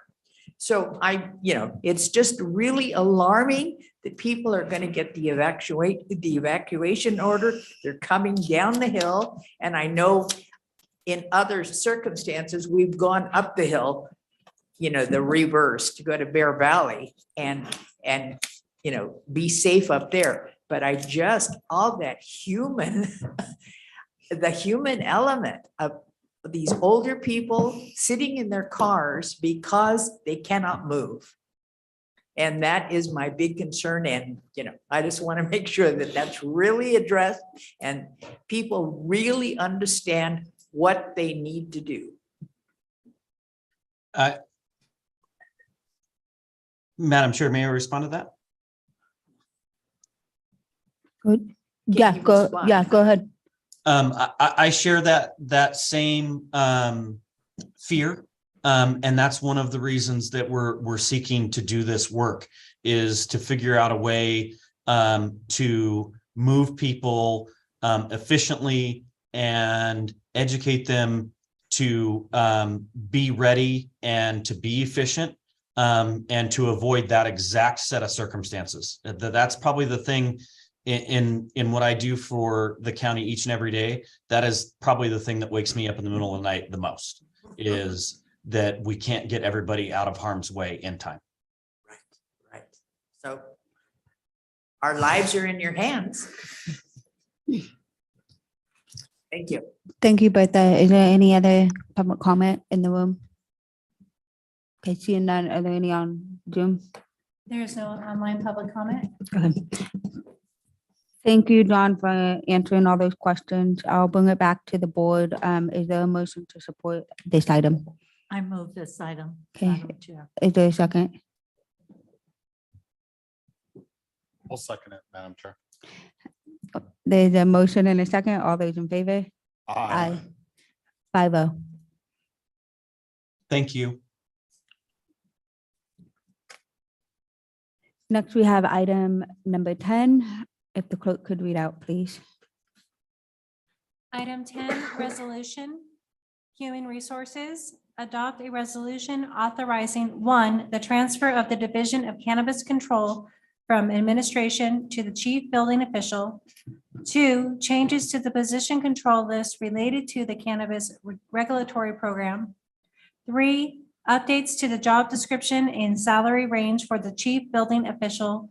And 4, the recommended associated budget changes effective December 3rd, 2022 requires a 4/5 affirmative vote of the board. Judy. Good morning, Madam Chair, members of the board, Judy Hawkins, Human Resources and Risk Management Director. Today, we are bringing before you a resolution transferring to the Division of Cannabis Control. In February of this year, the director of the division had put in his resignation. The CAO and myself met with him to determine what was the best step forward, how do we want to recruit, all of that. It was brought to our attention at that time that the division could not sustain the amount of full-time employees that it had in it, and it was recommended that it be transferred under another department. And this recommendation came from the director of the Division of Cannabis Control. So we, the CAO met with Mr. Oliver and Ms. Medina and discussed how we can move forward on a temporary basis and ask them to manage the department and then come back in 6 months with recommendations. And then looking at all of the options for the department, it was determined that it would be best suited at this time under the chief building official. So I am asking that we transfer the division. Now, these changes does not change the roles and goals of the Division of Cannabis Control. These strategies were developed to make sure that there was an efficient, thorough, and speedy application review, comprehensive regulation, and effective administrative enforcement. So these will remain in, these goals will remain in effect. We are asking that due to the changes and responsibilities that are being placed on the chief building official, that we do change his compensation by increasing it 5% for the additional duties. We are also asking that we make changes to the position control list by eliminating the director of cannabis control, which will save the program. The recommendations will save the program $172,000 annually. And then we are asking to transfer the administrative assistant who's within the department right now under the building department and the department analyst to the planning department. The planning department does have responsibilities to the cannabis division. And so the analysts will continue to take care of those responsibilities within planning. Under the building department, there is assistance there by permit techs that can help make sure that the efficient process is maintained and continually improve the process. There's always room for improvement, and the chief building official has identified areas that we can make it more efficient and easier on our growers. So is there any questions on these changes that I can answer? Madam Chair, if I could just add one thing, also looking at the position and the workload that's going through there now versus when things first got fired up, the workload has gone down substantially. There's still work to be done for sure, but it's not what it was, and that's also part of the recommendation. And it does save a substantial amount of money. Supervisor Carver. Ms. Hawkins, why not change the chief building official's title to also include director of cannabis control? I mean, you have HR and risk management. I mean, there's other departments that have two separate things so that it's clear to the public and or to applicants where they go. I don't know that people would think, oh, I'm going to go to the building official to talk about a cannabis issue.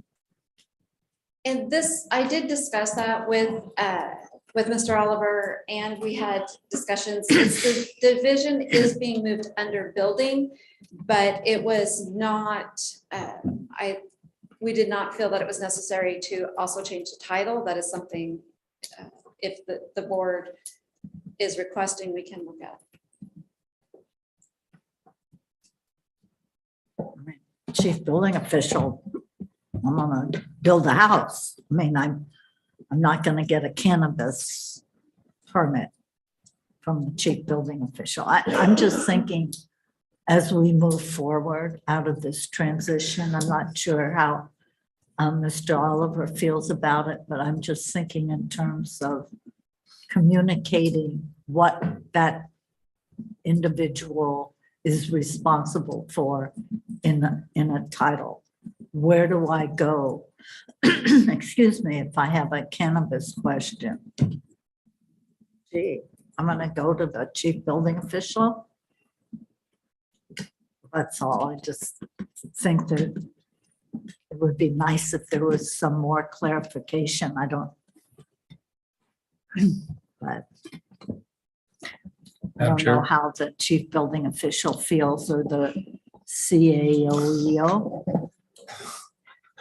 Craig? No, I was going to say, as far as communications on our website and all those kinds of things, it'll still be, talking about cannabis control. It'll just be directed, all inquiries, phone numbers, all that will still lead back, to Mr. Oliver. And I would say there's a whole bunch of different positions in the county that people have numerous different sub duties, back to the CAEIO, I'm also the purchasing agent, the personnel officer, role in emergency services, but I don't list all those things. And there's a number of other people like that. But in this case, I think all of our outreach where the public would normally reach out, for information on cannabis, it'll be on the website. It'll direct them, over, to Doug. If it's a problem, we can adjust. Supervisor Stopper. I have one question to the CAEIO.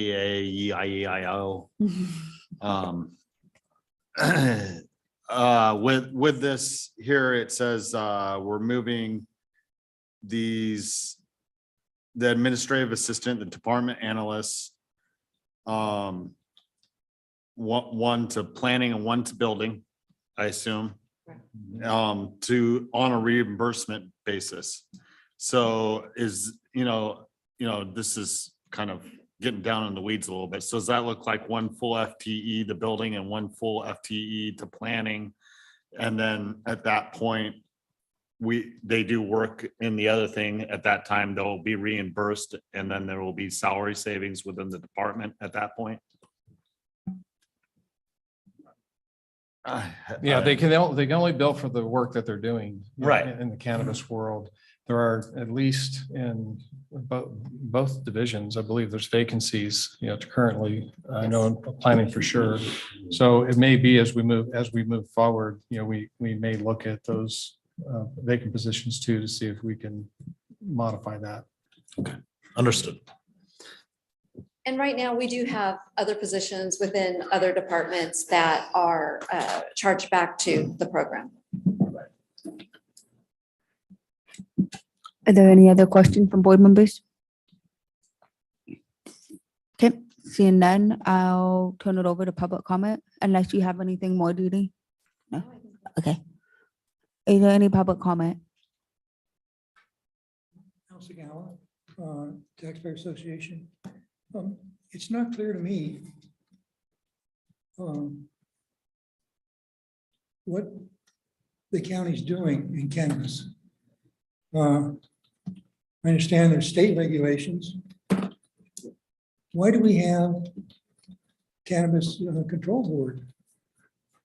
What are is it about odor? We already have laws on the books.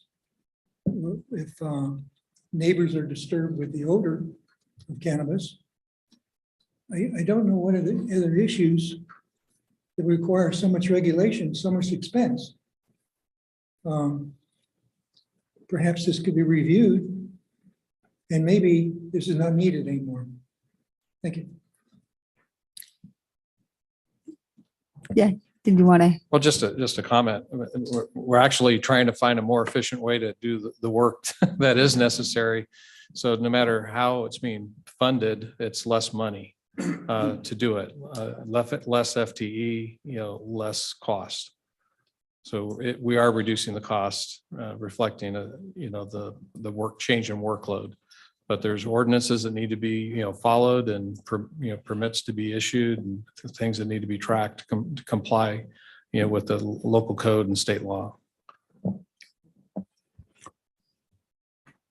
Good morning, Mark Bolger, Rimrock Farms. I'll keep this short. I won't abuse my privilege and bleed into the next agenda item, but I will say, as the industry's having to find ways to tighten our belt and cut costs where we can, I think it's only prudent that a county government does the same. I think you can ask any farmer right now, and about 70% of our job is regulatory compliance, and we're interfacing with the building department constantly on expansions we're doing. Fire code. I mean, we're having lots of dialogue there already. Mr. Oliver, Michael Clark have been great to work with. We're engaging with their department, I think, more than any other right now. So this seems like a prudent move and definitely seems like a good fit for the current situation. Thank you. Thank you. Is there any other public comment? Okay, not seeing it in the room. I'm going to switch to Zoom. Are there any comments online on this item for Zoom? There are no online public comments. Okay. With that, I'll move it back to the board. If there's no further questions, is there a motion on this item? I'll make a motion to approve this. Okay, moved by Stopper. Is there a second? Sorry. Is there a second? Second by Supervisor Garamendi. All those in favor? Aye. Any opposed? Seeing none, 5-0.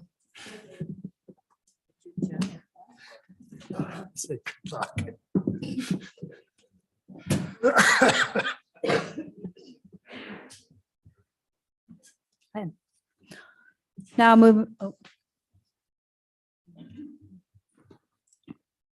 We'll move on to the next agenda item. 11, if the clerk could please read out. Item 11, action item, administrative office, introduce, waive reading, and authorize summary publication of an uncodified ordinance extending the temporary 60% reduction of the cannabis cultivation square footage tax rates established by County Code Section 3.56.050 B1 through 3 through 2023 as authorized by Section 3.56.070. Requires a 4/5 affirmative vote of the board. With this, I turn it over to the I got it. TAO. Yeah. So Madam Chair, members of the board, as stated back March 8th, the board approved an ordinance temporarily reducing the cannabis cultivation tax rates by 60% for the entire calendar year of 2022. I won't recite these, but I did pull out in the body of the memo some of the key provisions that were cited, findings that were cited in the resolution that was in the ordinance itself, making that case for the temporary reduction. Given that the temporary tax reduction does sunset at the end of December, we wanted to bring back to you some additional information and get direction from the board how they would like to deal with the upcoming change. If we do nothing, the tax rates will go up to what they were before, or we could make adjustments to them. I did reach out to A number of the county staff, including the chief building official, assistant CAO, planning director, agricultural commissioner, the sheriff, on what they were seeing out, out in the field and amongst their peers. And I'll also say a big shout out loud to county council on the technical help, through this as well. We did contact some of the local cultivators to get, their perspective on what was happening. Also contacted, actually, while we were down at CSAC, the conference, talked with representatives from the California Cannabis Authority, Joint Powers Authority created by California counties, to get, their take on what was happening statewide, and also got a sampling of what was happening in several other counties in the state. So I will go into this a little more detail. What did I find? I gave you a history of the decline in wholesale prices for dried cannabis flower in Calaveras County. We did have received early indications pointed to the loss of approximately 10% of Calaveras County's permitted cultivators as we move into 2023. And other counties are experiencing similar losses of their smaller scale farms. Beginning July of 22, the state curtailed its $150 per pound tax on cultivation and moved that to the retail, folks. But the retail folks appear to have made reduced the amount that they're willing to pay. I assume to absorb that additional tax, coming from the state. And at least the bottom line is that state tax savings have not been realized by the local farmers, the local cultivators. Cannabis sales and profits are down as supply expands across the state and beyond, as buyers have more and cheaper choices. That's a little supply and demand, happening right now.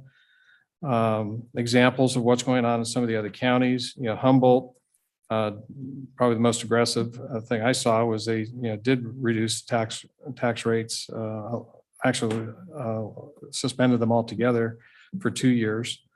But also Sonoma with Balance, they reduced theirs by 45% for 2 years. Lake County reduced theirs by 50%, for 2 years.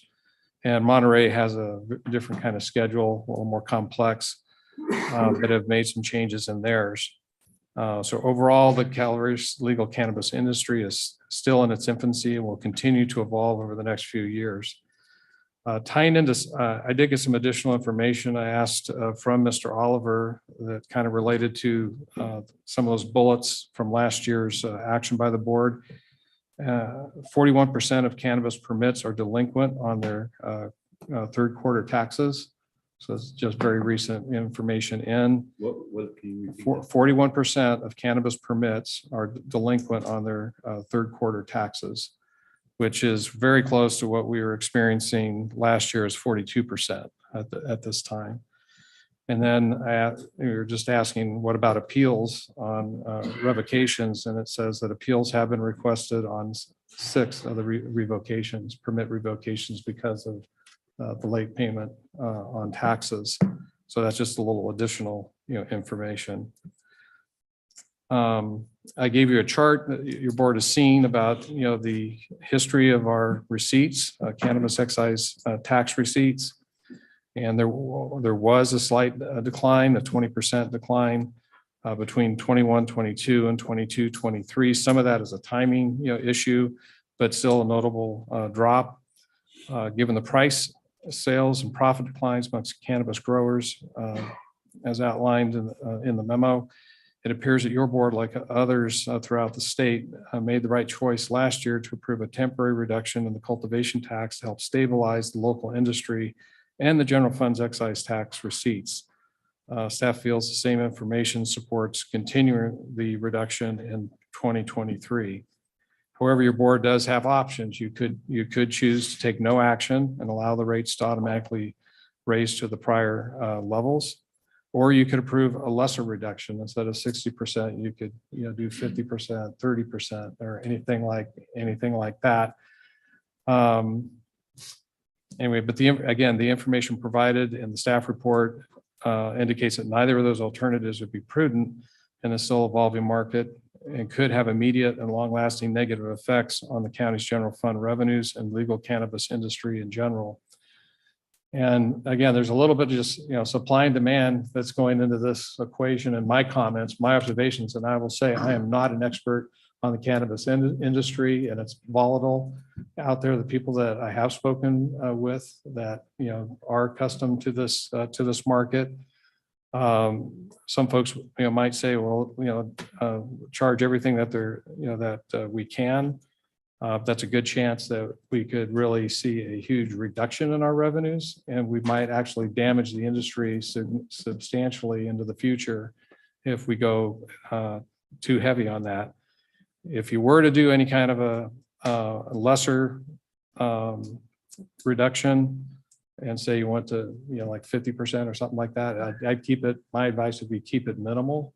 If you were to do something, because I'd be, again, concerned about it. It may seem like, just change the number and the revenues come in. It could be change the number and you could actually, see a reduced amount and you could damage the, industry. But again, as I say that, I will admit I am a novice at this one, but I've tried to do, the best homework that I could. And that's my best advice, to the board, but it's a discretionary decision for the board. Thank you, Craig. Copper? Thank you, CAO. Even without your experience and knowledge of the industry, I couldn't agree more with a majority of your comments. It seems you did your homework and you're able to give a correct outlook from my perspective on everything. One thing is, I have a question as to the 41% delinquency in this quarter. I've had some calls from some cultivators that have received notices of possible revocation, that they may be revoked within a certain amount of time because they haven't paid their taxes. And in fact, these cultivators have paid their taxes. And through the process, there's a miscommunication between the tax collector and the cannabis department / building department. Could you address that, Mr. Oliver, please? Because, has that been refined into your number of 41% delinquency? Because that may change it. Good morning, Doug Oliver, Chief Building Official. In short, those numbers were taken into account. The process of tax collection for cannabis is unique. I think the tax collector could speak more on the mechanics of that, but the long and the short of it is they do accept post dates, they do accept other means, which means that when we get our monthly report from the tax collector, sometimes payments maybe haven't arrived but would be counted as paid on time. And so there are people say, hey, I paid, but it didn't show up on our report. We send out a friendly reminder when we get the report of delinquencies, because if they haven't paid within 30 days and they go on this delinquency list, we let them know they have 30 days to pay in order to keep their permit active. So they still have another month to come in or prove that they paid. If it's not on the list currently, we've just asked that they provide a receipt or some proof that it was in the mail with appropriate postmark. We are working with the tax collector on improving the payment reporting so that we can include it in to track it so that all departments see all payments, and it does open the door for online payment of your taxes, which is something that Lahua and I have talked about. We hope to bring that to you in the next couple of months. So I'll be sharing that. That'll improve communication and prevent those questions and issues from coming up. We don't want to send out those notices if we don't have to.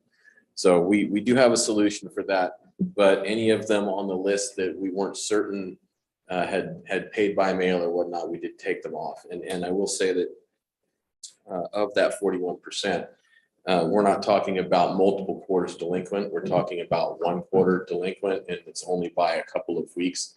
There are market issues. There are, they've just harvested as far as I know, many of them. They're waiting on getting that that pay checks so they can pay their taxes. In many cases, there's a little gap there. So we do expect that at the first round, when we get the notice of delinquency, that we get a lot of payments in once we send out our, hey, remember, you've got 30 days. I will say this, based on compliance records, this industry is probably more compliant than any other industry I've worked with as it pertains to following the regulations. Our standard, if we have the best possible codes, the cheapest process, the fastest process, we're still going to get on average 74% compliance for building permits, for that sort of thing. The cannabis industry is about 90% compliance. If there's an issue, it gets solved. So they are a rarity in my scope of work, because they're very interested in making sure they keep those licenses current. And so our friendly reminders do help out quite a bit. And I can appreciate that. So, hearing what you just said, sir, this 41% doesn't necessarily look great compared to the 42% this time last year. But at that time, last year, we're looking at multiple quarters delinquencies, people that weren't necessarily going to pay. And now this is only a couple weeks on one quarter delinquent, and with the opportunity that more than likely, and most of these people will pay, provided that they have the money and they move their product. My expectation is the majority will come in before the deadline. Yes. Yeah. Okay. Thank you. And I really appreciate the update on the 90% compliance on it. That's something refreshing to hear. That tells me that, throughout everything we learned over the years when we put forward this ordinance, and now that you've taken, so to say, this bull by the horns, sir, that you've implemented, some strategies to help bring people into the fold so that we have a majority of good actors within working with us. Thank you, sir. I'll pass that on to staff. Thank you, Doug. Thank you, Madam Next, Chair. do you have a question for Doug? Yeah, Oh, okay. Yeah, I just want to emphasize what Ben said about the tax collector and communication. Please express to the tax collector, if we don't get the opportunity, we need to get this figured out. It's kind of embarrassing for someone to have to prove to your department that they paid another department. We should, from the outside, we look like one department. So if you pay one, the other should know. So hopefully they'll come on board with Track It or with other tracking system you're using to put this together, because it's just, if somebody paid their bill, they should get credit for it. We shouldn't, I know you agree with me, but if we can emphasize that with the tax collectors, if she moves into her new role, that'd be great. And I'll do that personally as I well. appreciate that. I do want to make it clear that in no way am I saying that there's any miscommunication. It's just processes with two departments need to be worked out, and she's fully aware and committed to it. We've talked a couple of times already. So I expect in the next couple of months, we can bring you something in a study session that you'll be happy with. Great. I mean, it just, somebody expressed to me the other day that they had to prove that they'd paid their taxes to your department from tax collector. And I mean, come on. Easy to sort out. We'll make it work. Thank you. Thank you. Are there any? I will say this, I don't disagree with what Ben and Jack say. They don't need to prove it. I mean, that's up to us. You go in, you walk in, either you mail it in or you walk into the counter and pay it. You get a receipt, but she should record that. And because it belongs to you, because you're sending out the notification, not her, that's delinquent, that we need to make sure that she's online with it and you get the information as soon as you can. We hope to bring you an online payment solution as well. So there's some good conversation happening between the two departments right now. Thank you. Thank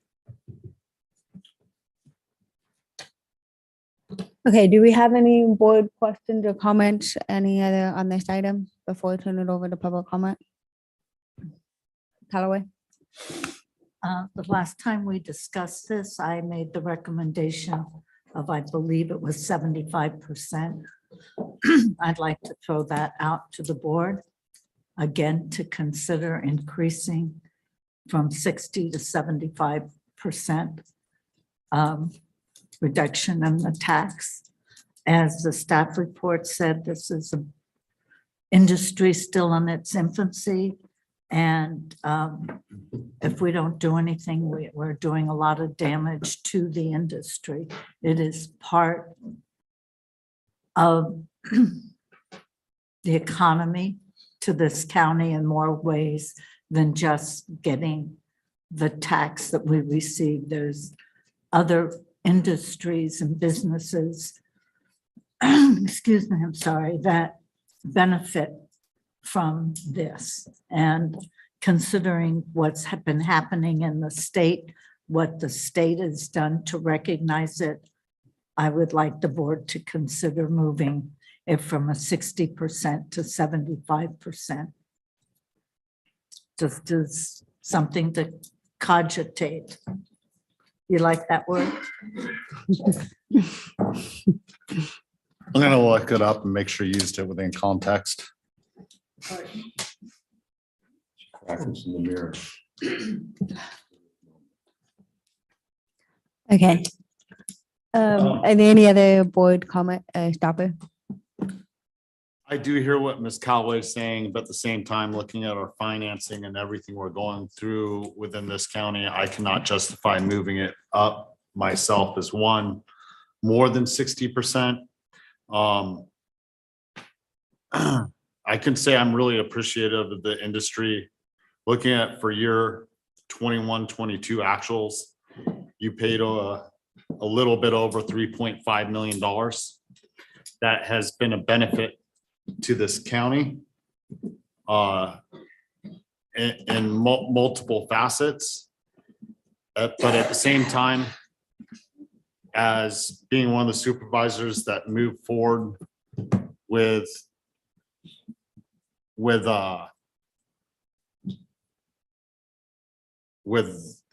you know, bringing back cannabis to the county, we did also make a promise to the people that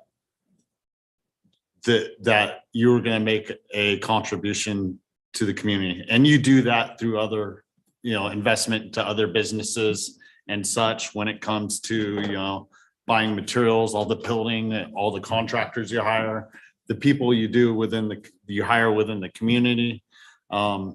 There's multiple facets, but there's also the facet of this money that helps benefit the county in substantial other ways, more so than what you've done. So I, for one, cannot justify moving that up above this 60% that we've already done, with the exception of Humboldt.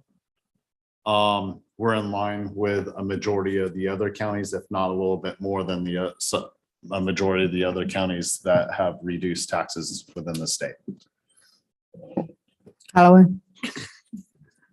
I'm not gonna go back and forth on. Oh, we're not going to play badminton. Well, I think as the staff report said, it's gone from $500 a pound to $30 a pound. That's a lot more than 60%. And if we want to help the industry and we want to make it part of the economy, that we need to go a step further than what we're doing now. And I'd like the board to consider that, because as we start losing farmers, then the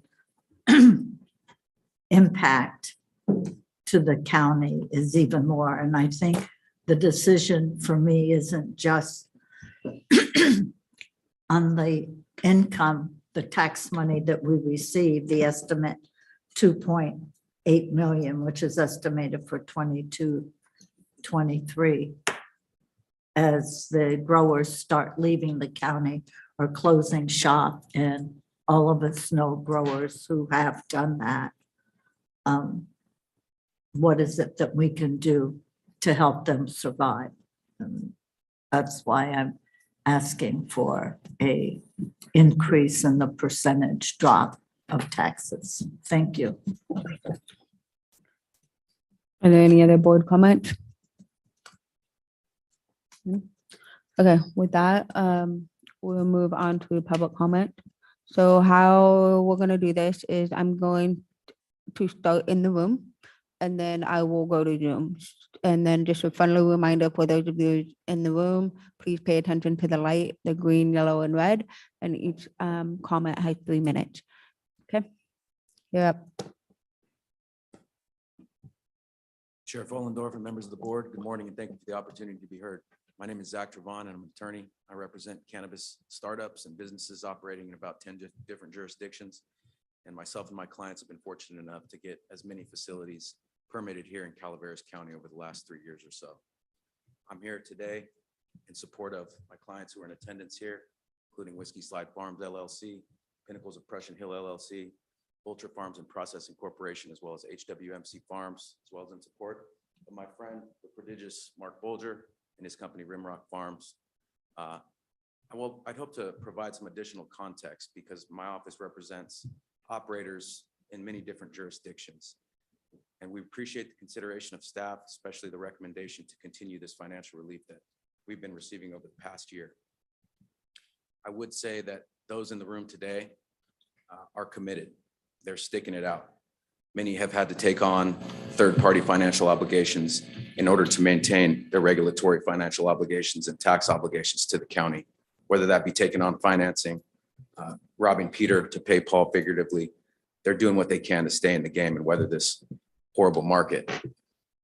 The difference between who is going to weather this storm and come out the other side and who will fall by the wayside, in addition to the resolve of the operators themselves, is the responsiveness of our government counterparts. And through the action that you took last year, you have allowed this industry to continue to survive. And speaking as far as context is concerned, other jurisdictions with higher populations and more revenue being produced from traditional industries, to them, the budget impact of cannabis revenue is relatively small. For many of those counties, their lack of responsiveness is due to the juice not being worth the squeeze, so to speak. Here in Calaveras County, we are not in that position. Cannabis represents a significant part of the local economy, produces jobs and a substantial amount of revenue.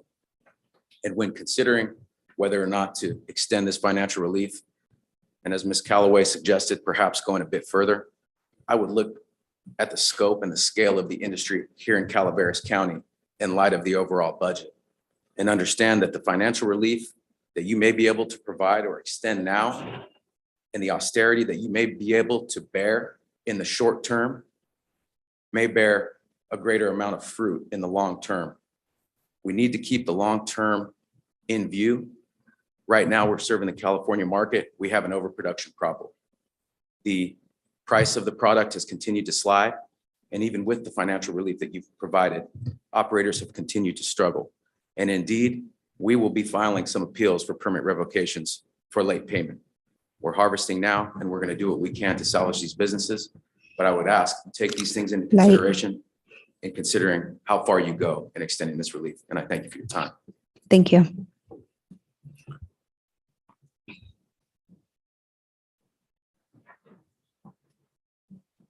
Good morning. Good morning, board. Good to see you guys again. Bert Schufelt from the Angels Murphy area. I came today mostly, I read this agenda item and I saw that there was no discussion of increasing the relief. And I saw staff talking about the possibility of reducing it. So I thought I'd just come and kind of advocate in that direction. And one other data point is, you know, some of you I know love San Francisco. It's well known for not taxing too much, right? They've eliminated their entire cultivation tax for the next 2 years as well. That's a jurisdiction we didn't talk about. When Measure G went into effect, according to the numbers in the agenda packet, the price for a pound for a grower was about $1,000. According to the numbers in the agenda packet now, it's less than 150. That's an 85% reduction in revenue to the farmer.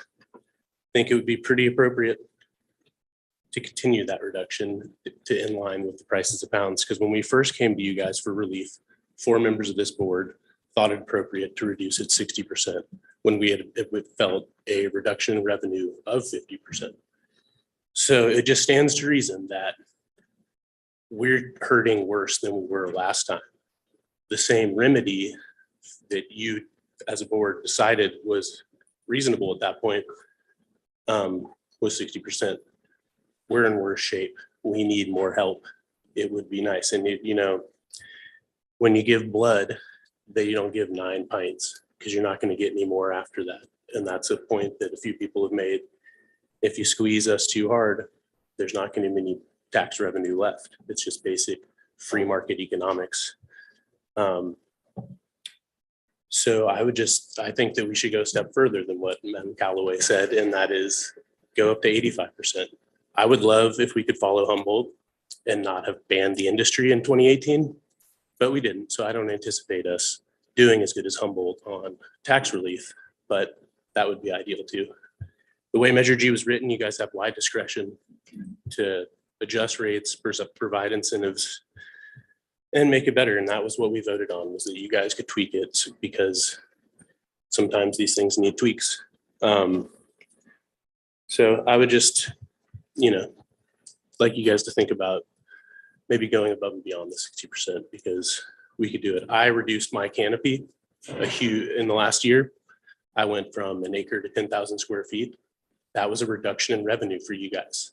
The reason I did that, a large piece of the puzzle that we put together in my business was that canopy tax. So you're going to see more farmers reduce their square footage than you realize without further relief, and you're going to get less money than you think. So just think about, we talked about free market stuff. Let's think about it. Thank you.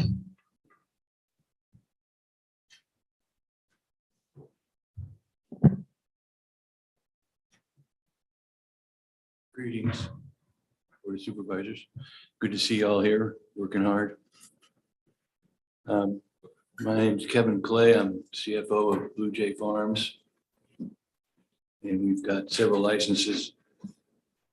So I speak on behalf of my peers in the farming industry and my company. So I pulled a QuickBooks page about how many taxes, whoa.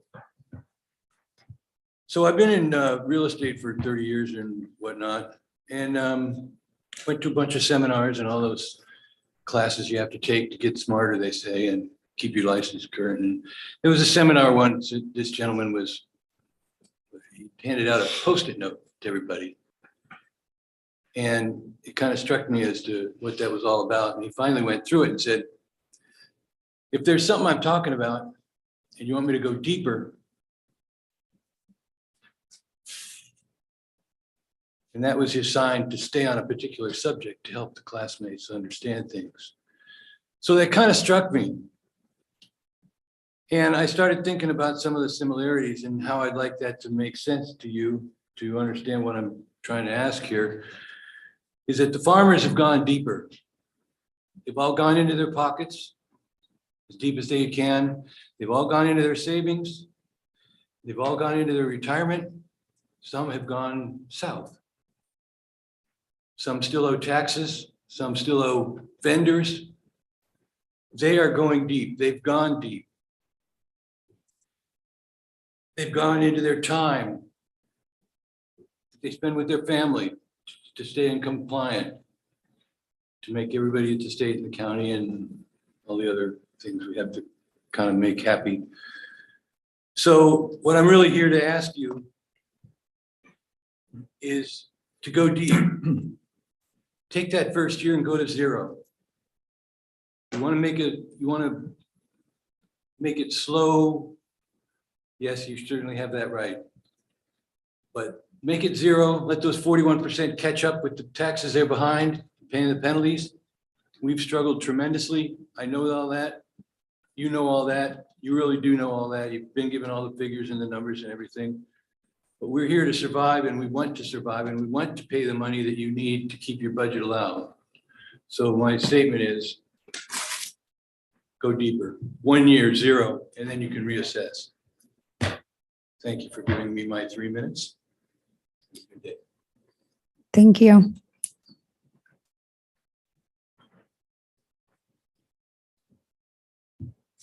Mark Bolger, Rimrock Farms.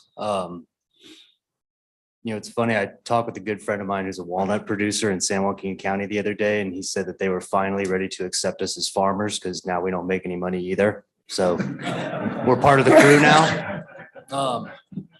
So as a self-proclaimed novice, Mr. Pedro, I think you did an amazing job dissecting the current cannabis marketplace. I think staff's report is spot on about pricing. We're hurting right now, big time. Never thought I'd say this on a public record, and I'll look right up at the camera. Gavin Newsom, you did the right thing, getting rid of the cultivation tax, and all the people in Sacramento, my hat's off to you. As Mr. Pedro stated, though, it didn't trickle down to the farmer. That was absorbed by larger brands that white label our product on wholesale, retail distributors. It didn't do anything to help us.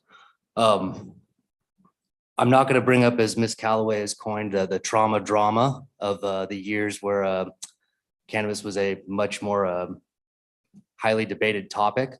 But in 2018, a former, iteration of this board put a bullet in our head. Straight up. There's no way to sugarcoat it. 2 years later, when we came out of that coma, we woke up to a tax bill in front of us before we even right as we were harvesting, before we even sold our crop. We've had that monkey on our back for the last several years, and we're all big boys and girls. I'm not going to complain about that. We got into this knowing there was going to tax. As Mr. Schufelt stated, though, these numbers, when you guys came up with Measure G, we were talking about substantially higher revenues for the industry, and we're just not seeing that now. So, and I swear, Mr. Stopper, I'm not picking on you, but you gave some comments that I just have to mention. Your obligation to the people. Measure G passed. We're talking about a group of citizens that we can't even get a 1% sales tax, to keep fire departments funded. So I understand that you guys do have an obligation to implement Measure C, but you do also have broad latitude to adjust that to market forces.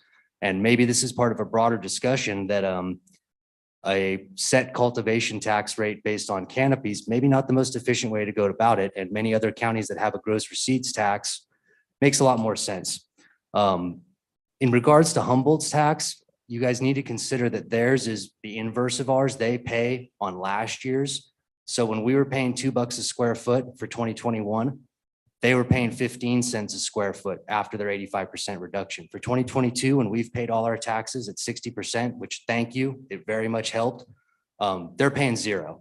So, them and the other counties mentioned, they haven't revisited this. So Lake, Sonoma, they haven't gone back to it. So thank you guys for your time. Any other in-person? Yep.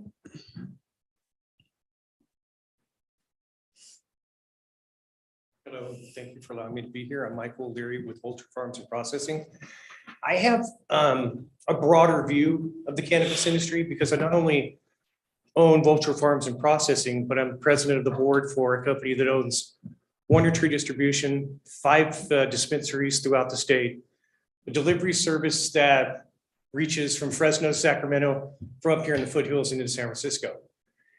And only twice has my board of directors come to me and said, we've made a decision without you. And one of them was last year to reduce my canopy size in Calaveras. They got rid of 7 of my licenses. They said, we can't afford to pay that up there anymore. You're going to have to be reduced to 1 license right now. And I was like, oh my gosh. But we did it and it helped.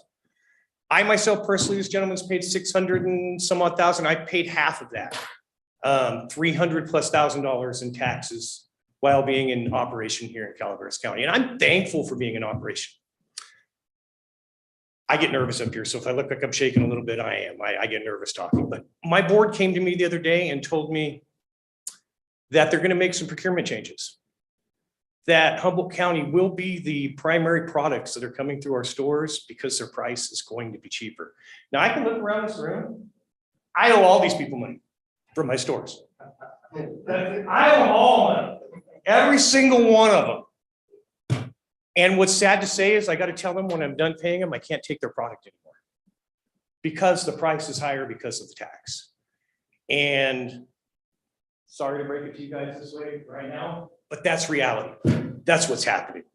So, and I'm also a resident of Calaveras County that has a Calaveras County farm. So when my board did this to me, they're doing it to me too. But that's the business decision that needed to be made. And I just wanted to pass that on. Thank you. Thank you. Are there any other in-person comments before Al? Al Segal again, Taxpayer Association. I don't grow or smoke weed, but I know people from my real estate business that do have farms. And I know a little bit of history about prohibition. And I think there's lessons to be learned. Government got into the alcohol business, regulated it. Well, actually to ban it, to try to improve human nature.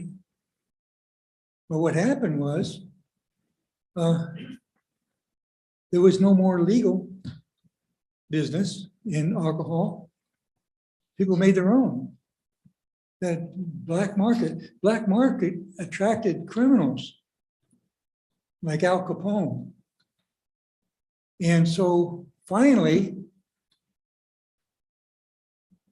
our elected leaders came to their senses and passed an amendment to repeal prohibition. And things got back to normal. Crime rate went way down. During prohibition, it was way high.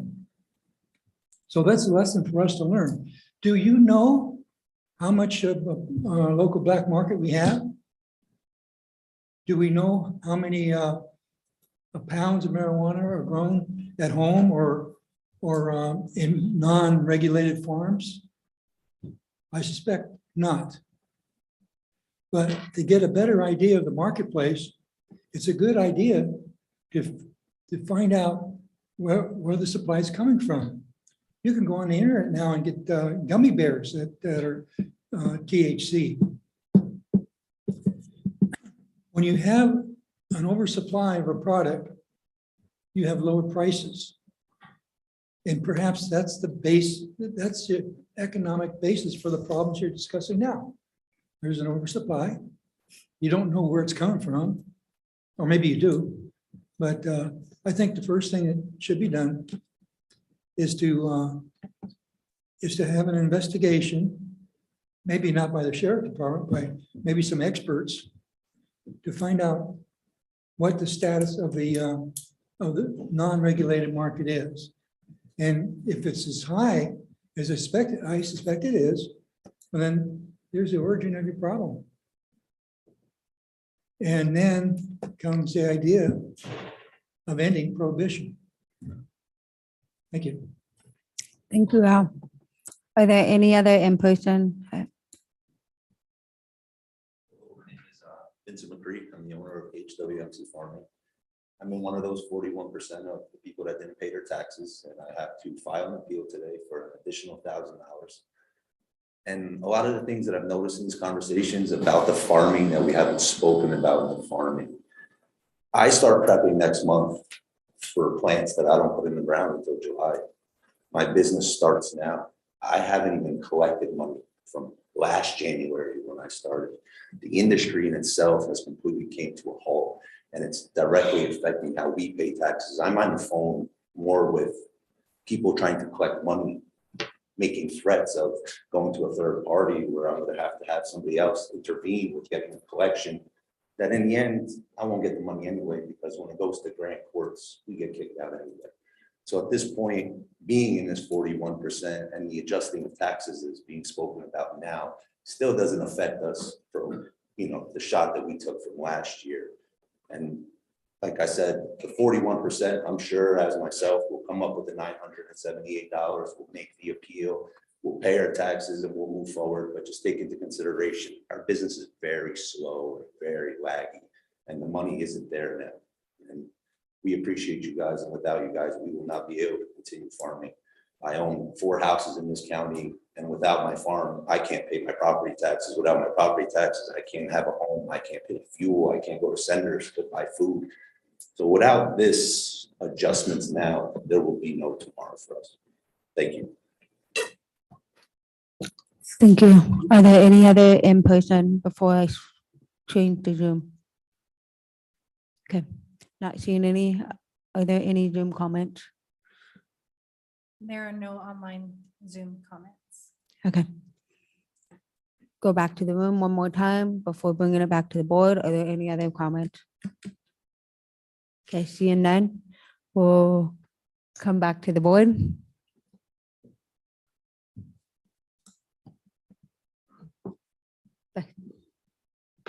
Jack? Thank you, Madam Chair. I would be, there's several, points I want to make. First off, we put about $1.2 million a year into the MET program, marijuana enforcement program, to deal with illegal growers, and that money comes directly. It goes into one big pool, but I always think that it comes directly from the growers. We have a lot of regulatory issues to take on in the state, not the least of which is illegal dispensaries and places like Los Angeles that hurt our farmers. But that's above our pay grade here. So I certainly understand the challenges of farmers. I get paid for my pears in December that I harvest in July, if I'm lucky. So I hear you and I understand the timelines, and that's why, but unfortunately, or fortunately, I have access to other federal loan programs and banking programs that you do not. And that's something else we need to fix. But again, above the pay grade of this board at this time. But I think the most important thing I learned is that it takes 4/5 to pass an ordinance like this.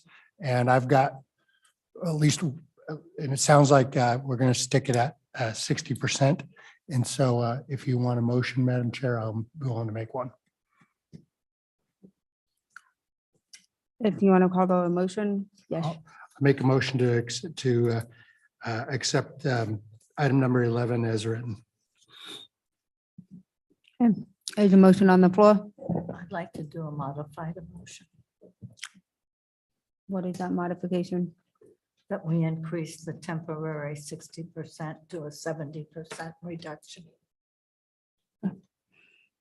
Is a modification on the table? Is there a second? Actually, it's modifying my motion. Modified, So Jack? no. No.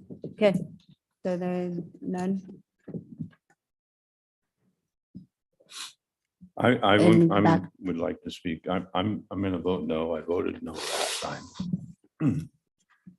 And I would like to modify your motion. You would have 5 votes if you move it to 50%, which was brought to us last time and recommended to us last time. I could go with the 50%. I understand the industry, but there's other industries out there that are struggling too. This industry, we've gone through a lot, you guys. I've been through a lot with you guys. They still don't pay federal income taxes in other industries that are struggling also out there. And one of them is the steel industry, still pay federal income taxes. So it's kind of a split thing here on those taxes versus federal income taxes. So I would be willing to go to 50%, and then we would have a 5-0 vote. I'll throw that out there. Okay. Thank you, Gary, for that feedback. If I may make a comment, Yes, stop it. they do pay federal income tax. They do. You are now paying federal income tax because. Always. So, okay, my apologies. No worries. My apologies. It's my understanding that you didn't because it wasn't a federal business that recognized. They don't receive the same tax incentives and tax cuts that other businesses do because the federal, so they'll let you pay your taxes, but they will not let you take any write-offs from the feds. So at that point, they're paying as much, if not more, than a majority of the other businesses. So just for clarity. Okay, well, I thank you for clarifying that, and I apologize to you because it was my understanding that because it wasn't, the federal government does not recognize this industry, that there was no federal income taxes paid on it. So my mistake. Whether the feds agree or not, they'll take your money. We all know this. It's painful to me every year. And knowing that, does that change your opinion, Gary? I will vote for 60%. You will vote for 60%. Yeah. And that's not a modification. So we need to go back and we need to recall the motion. I Yeah, have the just attorney so, look just at. so we're all on the same page and clear. So we had a motion. Technically, we shouldn't acknowledge a motion until it has a second. And then someone can propose a modification, but only if the original mover and the seconder, I don't know if Okay. that's a word, consent. So you want to start over and just do it clean? Well, I think, so we had a We have a motion motion. for as presented, which was to continue the existing 60% reduction for another year. So I think the initial question is, does that motion have a second? Is there a second for the 60%?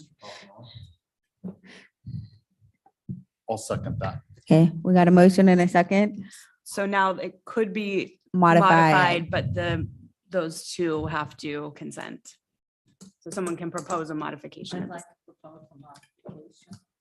Okay, To increase the reduction to 70%. is there consent on that? From the motion and the second.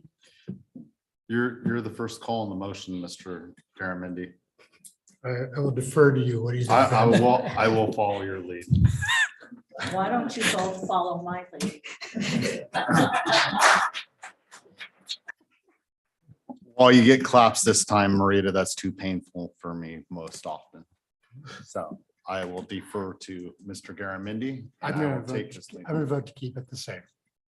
Unless you want to disagree, in which case we Well, can open all back up. You know, I've always been a bending person. I did mean what I said. At the same time, I've heard more information.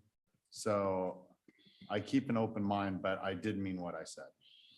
So you want to go to 70 or? I didn't say that. Never, this. Okay, so it this looks is- like, I'm staying where I'm at. okay, so I- we're No, no, no, so at the moment, I do not hear that the moving party and the seconding party have consented. So I think the motion is not modified and remains as initially made. Yes. Is that correct? Okay. okay, we're good. We can move on. Good. Okay, so we got a motion and a second. A call for the vote. All those in favor? Aye. All those opposed? Passes 5-0. Wow. Take a break. Thank you, everyone, for coming today. We appreciate it. And we will be taking a 5-minute break. Did you guys see that?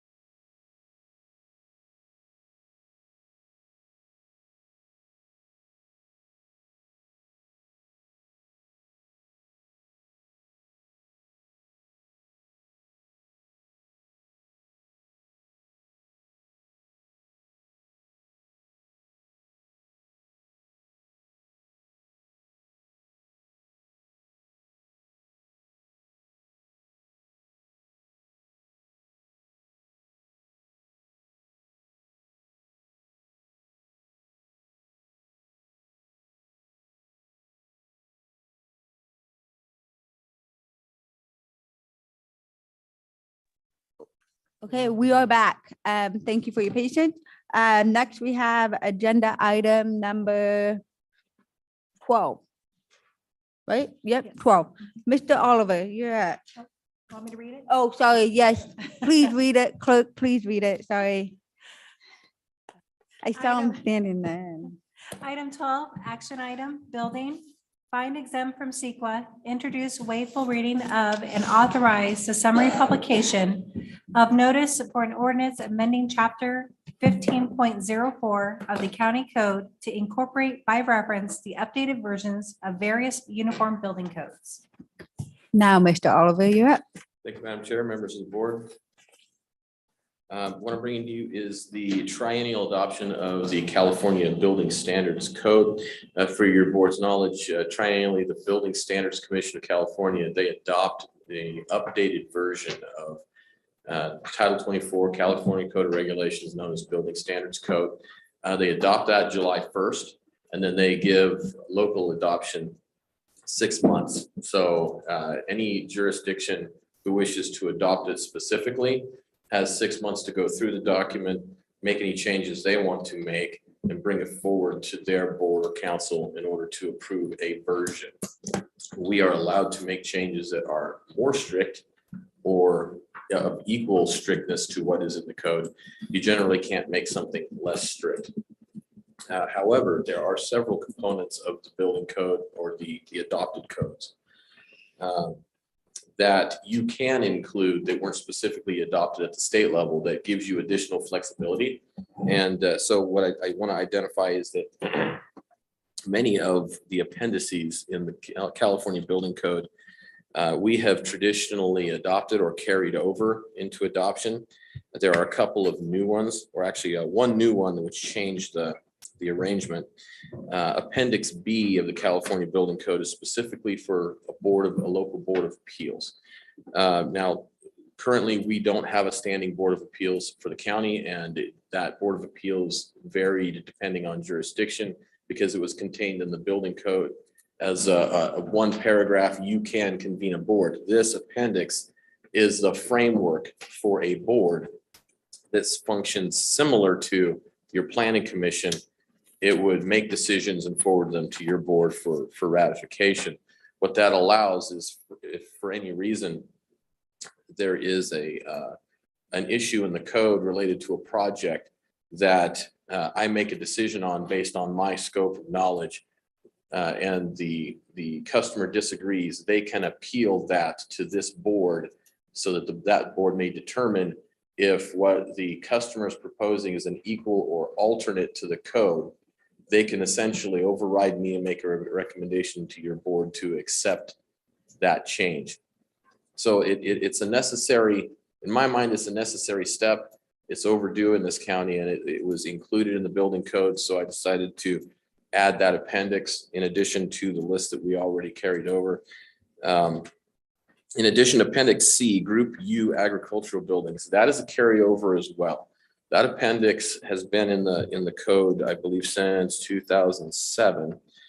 And what it does is it establishes that if you're going to have specific agricultural uses in an accessory building, they allow you to have larger square footages before requiring sprinklers. They have reduced setbacks, that sort of thing. What that does is if without that appendix, anything that's over 3,000 square feet that is being used as an accessory building, we can't classify it as a U. We classify it as a S1 or moderate hazard storage. It changes your design parameters and it makes the construction more restrictive.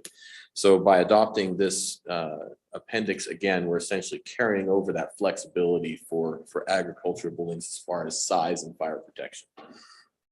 And then in addition, we did have a change. Appendix O previously was our emergency housing appendix. That has been changed in the code to Appendix P. So we're carrying over the same language. It just has a different name. In addition, moving into specific section adoptions, the California Building Code has two halves of its administrative chapter. The first half is all of the state agencies, authorities, and what's delegated to the locals. And then there is a part two, which is the specific administrative mechanics, basically how to use the code that can be adopted locally. These are also all carryovers from previous code adoption. So essentially, we're saying that we're going to maintain the existing administrative structure in adopting these sections. Okay, once again, these are optional. However, they are incredibly helpful for us in order to streamline our process and maintain our current functions. At this time, I'm done with what I got here. So if you have any questions. Are there any questions for Doug from the board? Marita? With the exception of one of the codes, they're all the California building standards is all based on the International Building Code. So Yes, I yeah. was wondering why we don't call it the International Building Code. Well, because the international codes are the model codes that California uses to develop the California standards. So they took model codes that are international and they make their statewide changes and then they hand it to us to make our local changes. But we can't make local changes unless we make it more restrictive. Right, and equal or more. Okay. And apologize, the one on snow loading under 1504-40, number 4, it's on, I don't know what page of yours. I These have are it the on, findings, yes. 97. I have it on package page 103. 1504. And so it said the ground, is this based on state law or is a state code? Or is this something that we do more restrictive on the county's part? No, that's just giving specific direction to follow the tables in the code, in chapter 16 of the building code. Then chapter 16 is our load determination and structural design for various structures. It generally does not apply to anyone using the residential code that is specifically for commercial or anything that's outside the flexibility in the residential code. Thank you. Are there any other questions from board? Stop. Not so much a question, just a thank you for bringing this appeals board forward. I look forward to having a group of local industry experts, not that, but also with the fact that Doug, I've really worked with you on a few different projects when it came to constituents reaching out to me, and you've been more than amenable to looking at different ways to address issues and everything. I think you do a phenomenal job, but I think this will be beneficial in that we can bring industry experts in and possibly get more input beyond our each and every one of our individual expertise, right? So it's always better to have more minds on something than we have now. Agreed, thank you. Any other? Marita, do you still have a comment? Okay. Oh, sorry. Okay, if there's no other questions from the board members or comments, I'm gonna move it to public comment. Are there any public comment in the room? Nope. Okay, are there any online? There are no online public comments. Okay, with that, I'll bring it back to the board. Seeing no comment, is there a motion to approve this item?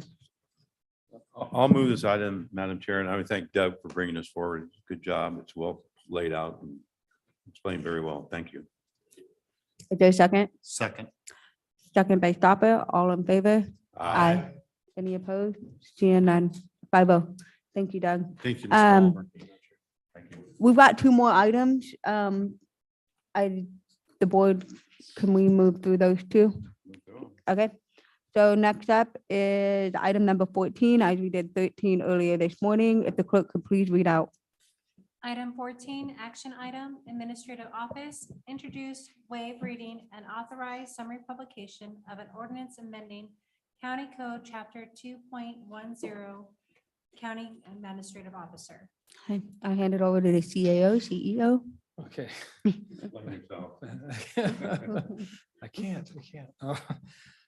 Madam Chair, members of the board, I know you're very familiar with this, but just for the record, because this is an important item, changing in how we do business here to a great degree.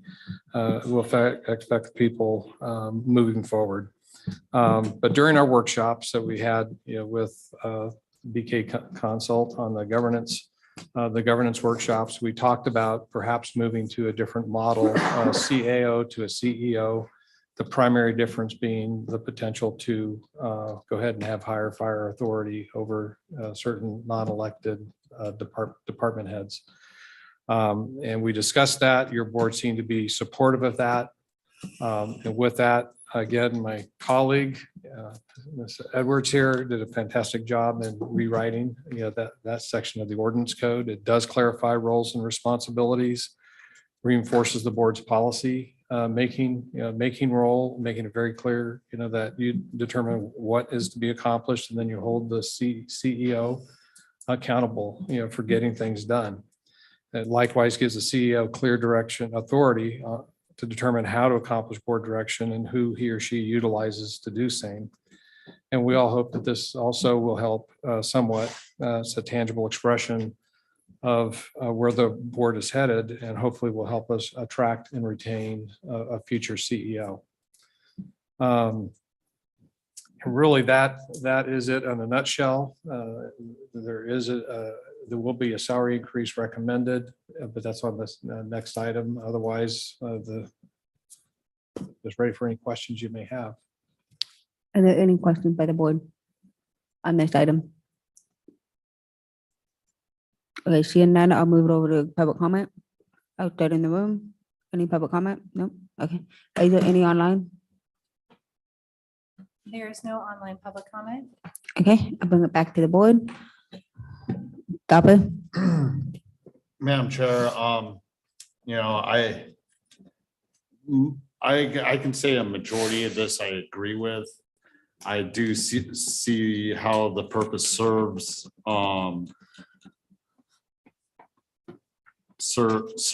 to our quest for obtaining a CAO/CEO in the future, and our commitment. I do have some heartburn over the appointment of some of these department heads and conceding that authority from the Board of Supervisors. So while a majority of this I can agree with, there are parts in here that I think that are within our policies now that haven't necessarily been followed in the past, that address these issues when it comes to CAO having the authority over departments.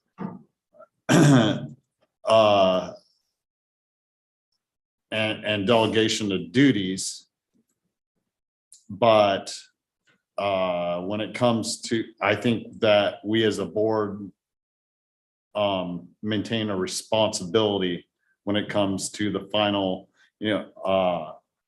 say on these certain departments and their appointments. So while, again, I'll reiterate that while a majority of this I agree with, there's a few parts in here that I don't. So I have reservations as to the whole of it.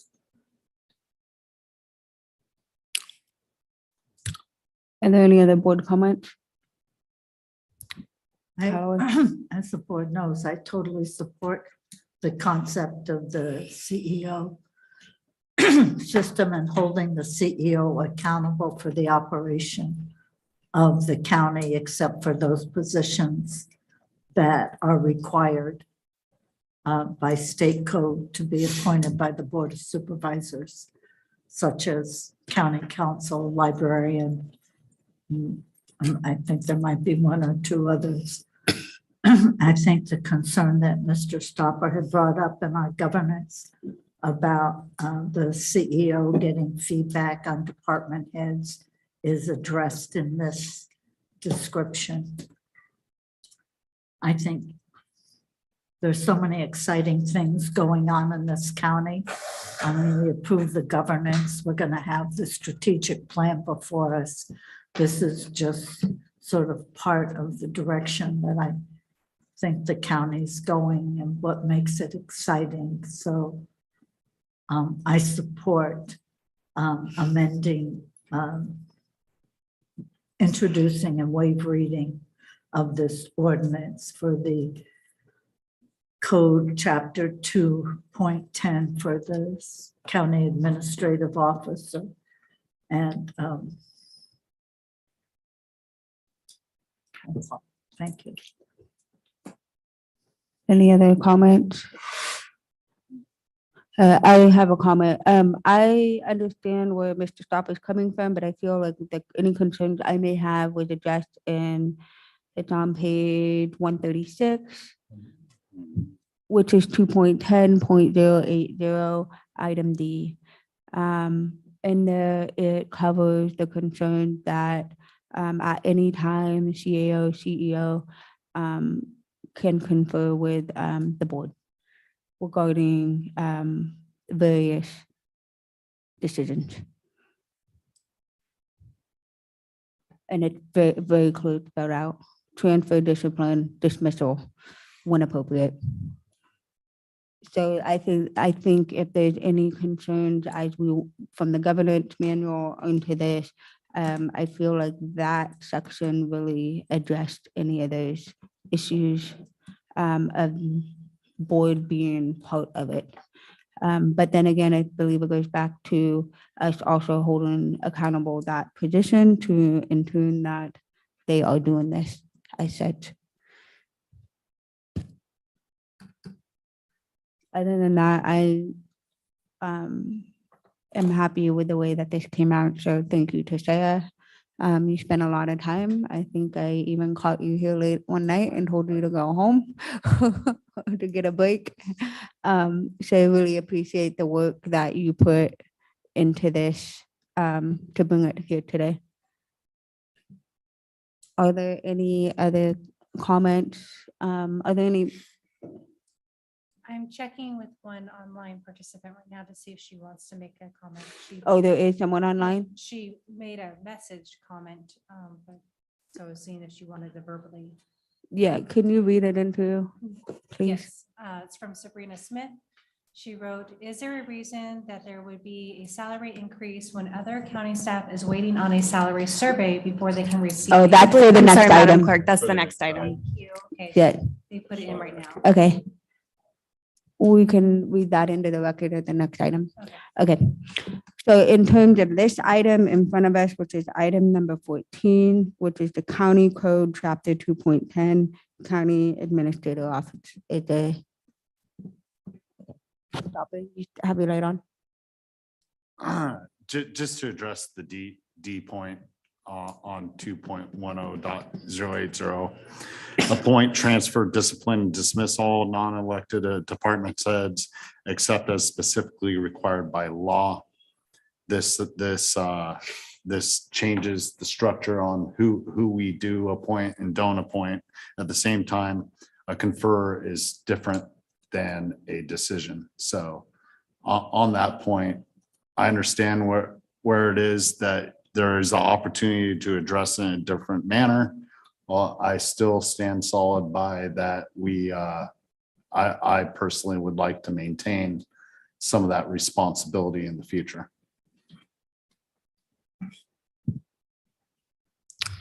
Okay. That's noted. Are there any other board members that have any follow-up on that? I just want to bring up one thing, and I understand where Ben was going, and it was part of the conversation we had at our conference when we had this discussion. If you look at that same section D at the very bottom, where it says, recommend to the Board of Supervisors for their consideration and determination, the transfer, discipline, or dismissal of such department head when appropriate. So what does that mean? That when the CEO determines that it's appropriate? I would like to just get rid of those two words and just leave it at dismissal of such department that it comes to the board for our discussion. Because I don't know when appropriate, what that means. How do you determine, well, this one wasn't appropriate, so I did what I wanted, but this one was appropriate, so I brought them to you. Subject to No, interpretation. from Yeah, my perspective. interpretation. No, and I apologize for any lack of clarity, and I'm happy to make edits that the board thinks would serve to make it more clear. So the intention in D is basically to shift, so I'm trying to think of it, to the fullest extent allowed by state law, delegate the board's appointment authority for non-elected appointment department heads to the now named CEO position.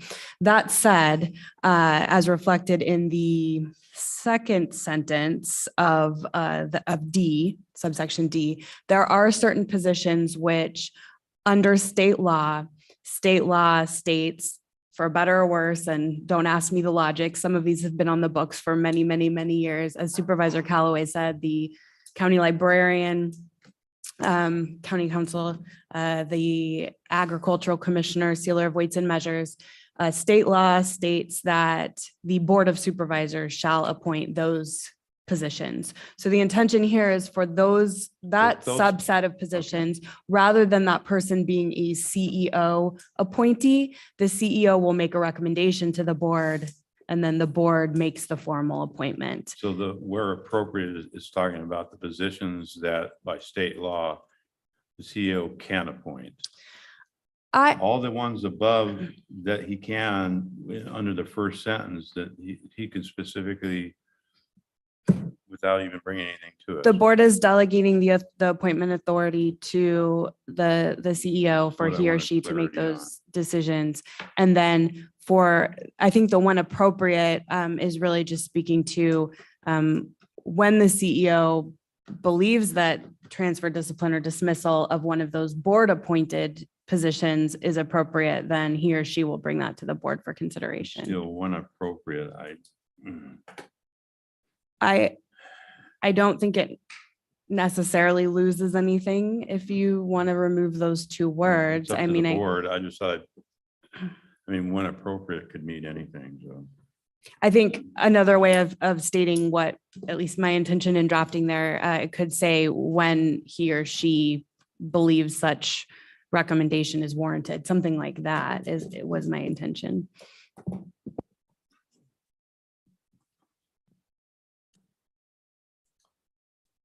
Okay.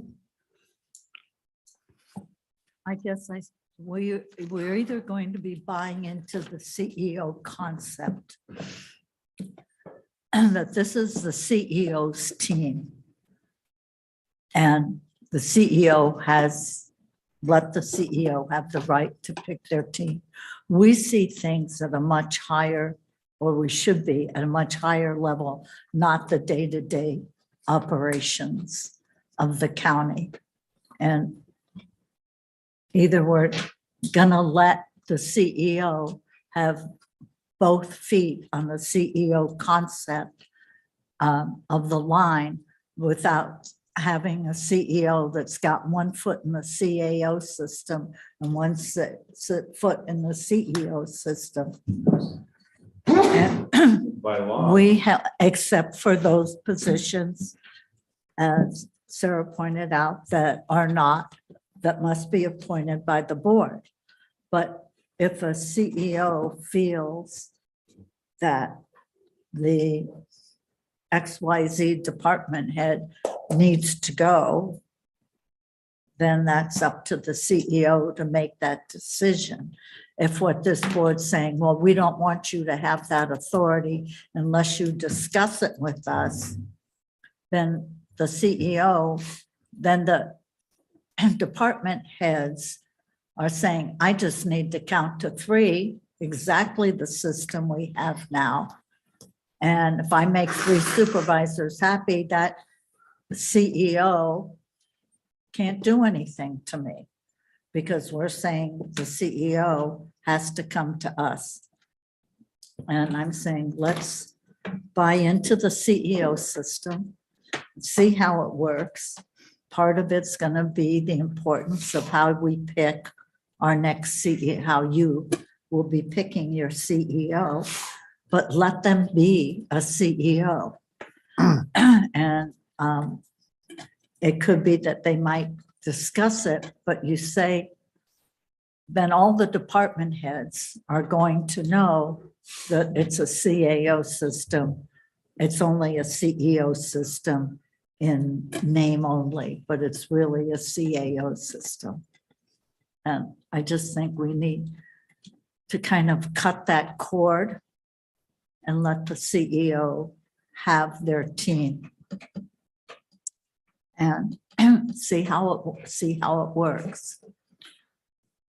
I mean, considering these days we don't, it's hard to find any positions.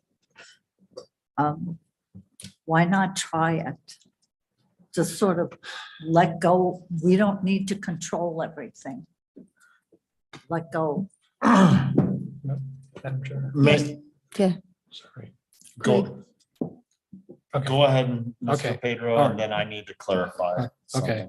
Well, I'm going to, say in this setting, what I've mentioned to you in the past, regardless of what model is, we follow, it's most important for the CEO to be, supported, trusted, supported, empowered, by the board, no matter what the system. That's the most important thing, all the way down. It does make a difference, as we talked about, if they're going to have the appointment authority. But as I mentioned, as a practitioner in this business, if I were to, or anyone else you may hire in the future, more to the point, I guess, if they abuse that authority, make lousy selections, or they just make bad judgments, or particularly on a dismissal, situation, and they just, apparently reckless, or what may appear to be reckless kinds of actions, they're going to know, that's going to reflect poorly on them, and they're probably not going to be in the position very long. So that goes into the calculus of anyone in these roles. If they don't give really thoughtful consideration, to candidates that might be hired, they do a diligent job in guiding, directing, and evaluating them. And then if they were to, for no apparent good reason, let somebody go, you're probably not going to hold that person in place very long. I wouldn't, if I were in your guys' shoes.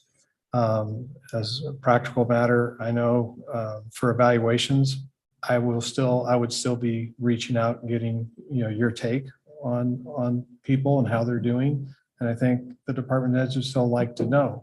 That's different than supervising them directly. But there still needs to be that kind of communication. So it is a team. So part of what I'm saying is it's part science, part art of how to do this kind of work correctly. If the board were to change direction and not want to give that full authority, then I would say it's that fundamental. Then I wouldn't act on this.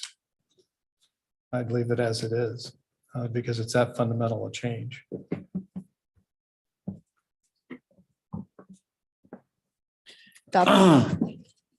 Thank you, Mr. Pedro. And with discussions with you, I understand the importance of, whether it's BCAO or CAO, putting that trust in the CEO to be able to delegate these responsibilities. That's why, I discussed earlier when I was talking about this, the policies in place haven't necessarily been enforced, now they can be modified. This last sentence here says it all to me, because from my understanding, like, let's say the building official or public works officials will be taken out because those aren't part of the state mandatory appointments by the board. Am I correct? Correct, right. So just, and maybe just very quickly to give two illustrative examples, you're exactly right. For someone, and Doug, Nancy, forgive me, the building official would switch and be in that first group, that first sentence of D. The county librarian, for example, on the other hand, the CEO would bring that person to the board for, yeah. And thank you for the clarity, council. So that's to my point, is public works and the building official are very important parts of this. Now, I can agree with this with the last sentence. At the point, I would be very comfortable with the CAO bringing forward a recommendation to the Board of Supervisors for consideration, determination of the transfer, discipline, dismissal of such department head and appointment. We have a strong CAO, CEO in place. They make a recommendation to the board, let's say for this building official or public works official. This is a consideration. It's not necessarily the board going through the interview process. You bring forward alternatives after going through that process. That's something I can definitely stomach. As you said in the past, you had experience where 99% of the time the board had accepted your recommendation. And I think that's moving forward with support of the CAO in a different fashion than it's put forward here. And I understand the way this is put together, but that's where I have, the final say, in supporting our CAO, and their recommendation also is important. Public works and building official are very important parts of this county. And, when we have a final vote on appointing these people, I think that says a lot at the same time as backing up the recommendation of the CAO. So I'm sorry, I'll stop. Gay. Yes, I have a question for Sarah. If we put this in exactly the way it's stated, how does that affect the department heads that the board has already appointed? Will because we appointed them, is it going to affect them, or is it going to turn to the CAO, just boom, you may have been appointed by them, you're now under my control? I don't know if I would put it that way, but this is for those positions that it would apply to. This does delegate the board's appointment authority, which is its hire fire authority. So yeah, those positions would be their appointing authority would shift. It would shift. Yes. I'm sorry, it would shift. Okay, I just wanted to make sure that that's that question. Jack. First off, I want to thank you, Madam Chair. First off, I want to apologize for this part. I hope you all don't get this cold. But clearly my meds are running out, so it's going down my face. But what I wanted to do is mix a couple of sports metaphors. The first one is you always change a losing game. And that's what we've been working on for the last couple of months, is changing up the game for this county, trying to come up with a plan that will change. I'll make it that way. I agree with both Supervisor Stopper and Supervisor Toffenali. A lot of this makes me very nervous. But it's a process that we committed to. And I don't want to be the guy who changes his mind when he's jumping off the diving board. That never works well. And so I'm willing to go along with this. But the good part about it is if we're horribly wrong, we'll change it back. But otherwise, we change the losing game. That will mean Marita will be out there. It's not a tattoo, we can change it. Okay, are there any other comments? Okay, if not, then is there a motion to support this agenda item? I move this item as presented. Okay, there's a motion, I'll second this item. a second. All those in favor? Aye. All those opposed? No. Move on to agenda item number 15. Oh, yeah, we did public comment earlier. Mhm. Yeah, yeah, and then remember she read out the Zoom and I said, I went to the room and then she went to Zoom and the person that commented was for item number 15 and we said, we'll move that, we'll read that into the record. Are there any other comments? I'm sorry if you didn't hear me out. We did a back and forth, okay. But now you got me questioning. Okay, we'll move on to agenda item number 15. Have the clerk read out. Agenda item 15, resolution, human resources. One, adopt the resolution updating the classification title, job description, and compensation for the county administrative officer, and two, approve a recruitment plan. Okay. Judy, or are you changing to Craig? You want to do the first? She stayed there. Your name's down, but I'm open to flex here. Okay. Hi, Judy Judy. Hawkins, Human Resources and Risk Director. I am bringing forward to you, kind of going off the last item, the changes to the CAO job description, going from CAO to CEO, and then adding those duties that were changed within the ordinance. And as part of these changes, so we have the change to the job description. We also want to make sure that we make this position competitive and that we are recognizing the additional duties. And so we are requesting to change the salary to $212,014. And then we also have a recruitment plan that Craig's going to go into detail. Okay. Okay, Craig. And the only other footnote, because I've spoken with members, if you do approve the salary at the 212 area, I would like to put into the actual flyer that, the final is negotiable, just so that we could, if we have someone really good, it was just a few more dollars, then we wouldn't be violating, the rules of recruitment.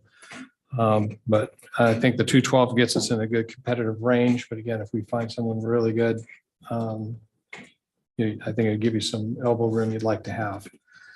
So back to the recruitment plan itself. In doing this, you're allowing the interim CAO, myself, to go ahead and run the recruitment for the position.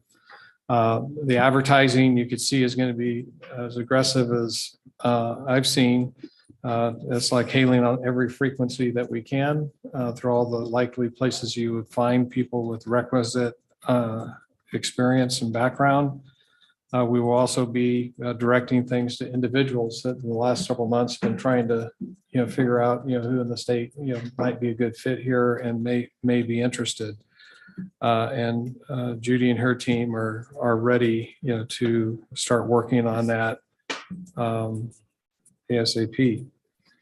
On applicant screening, the initial screening would be done by myself with aid from Judy to get down to the folks that really meet those minimum qualifications. As we've discussed in the past, I'd like to bring something new to this county, to use not just one panel, but actually 3 panels to get a really good look at these candidates.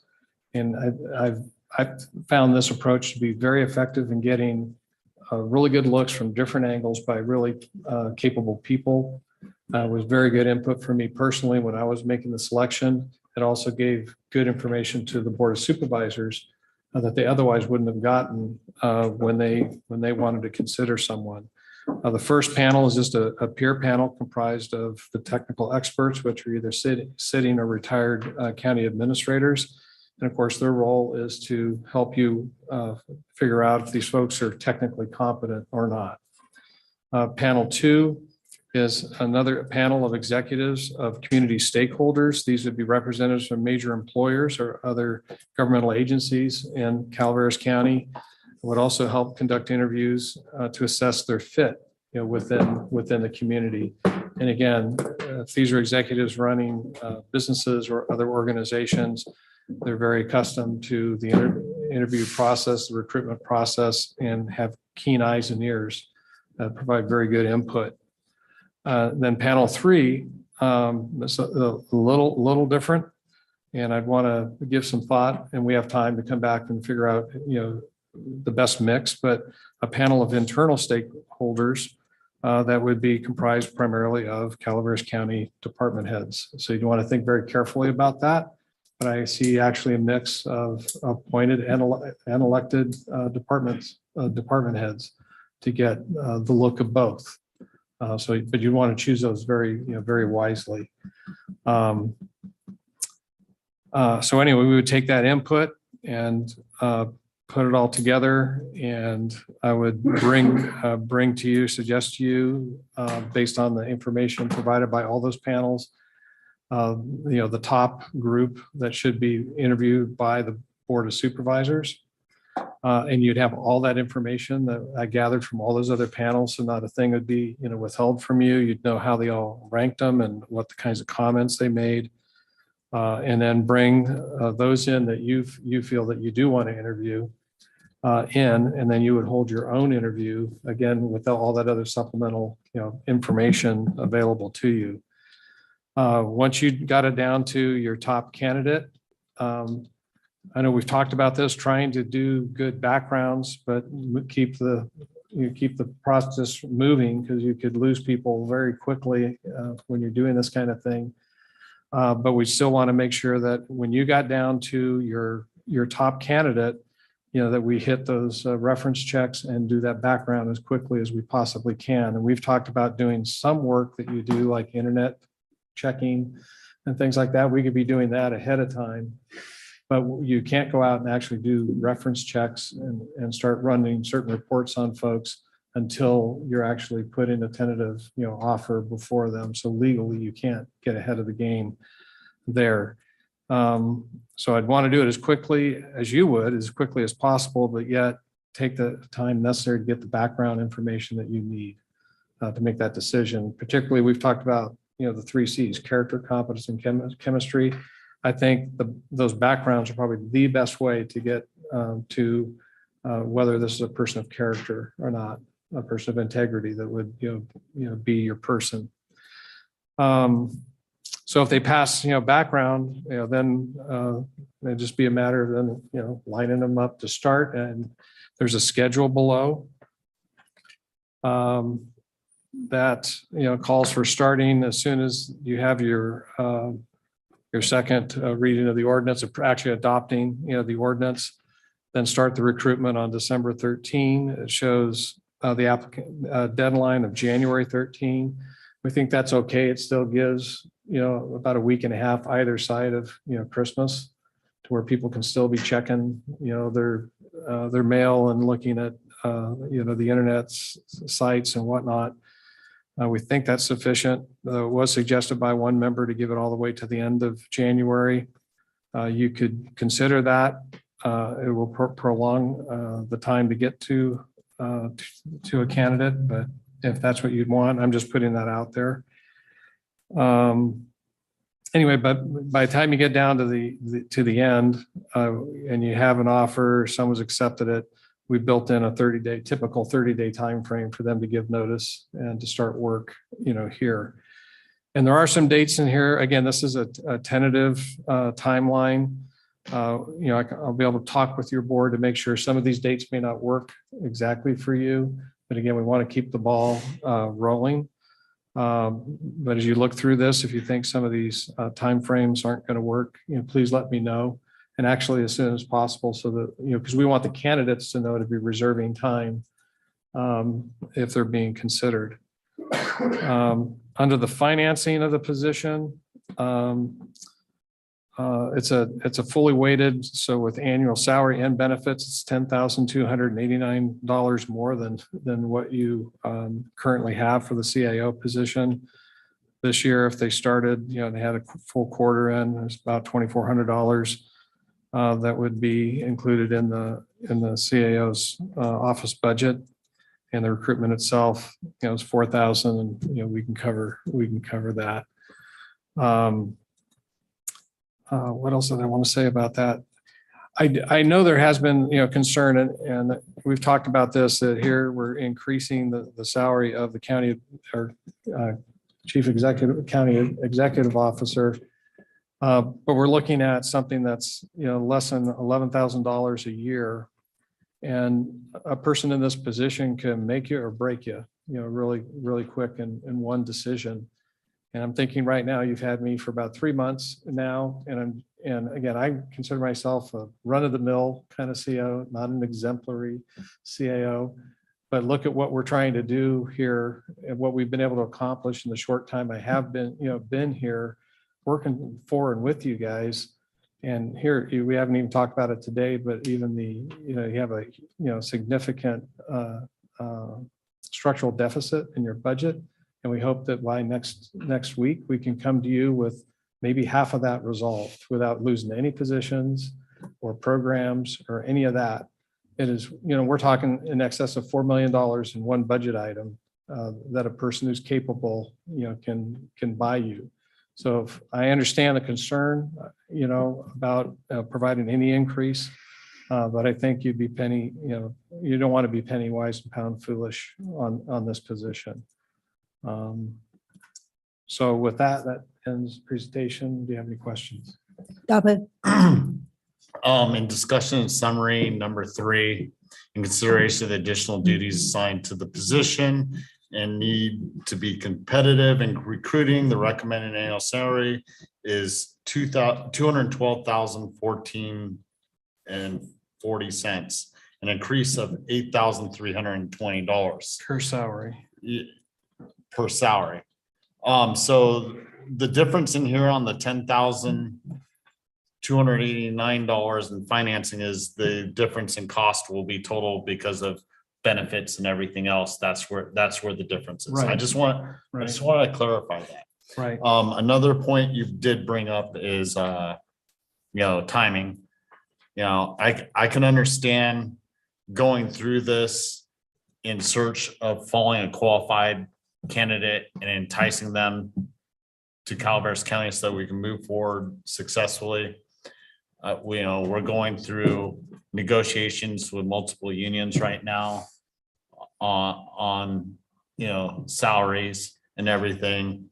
And we also have this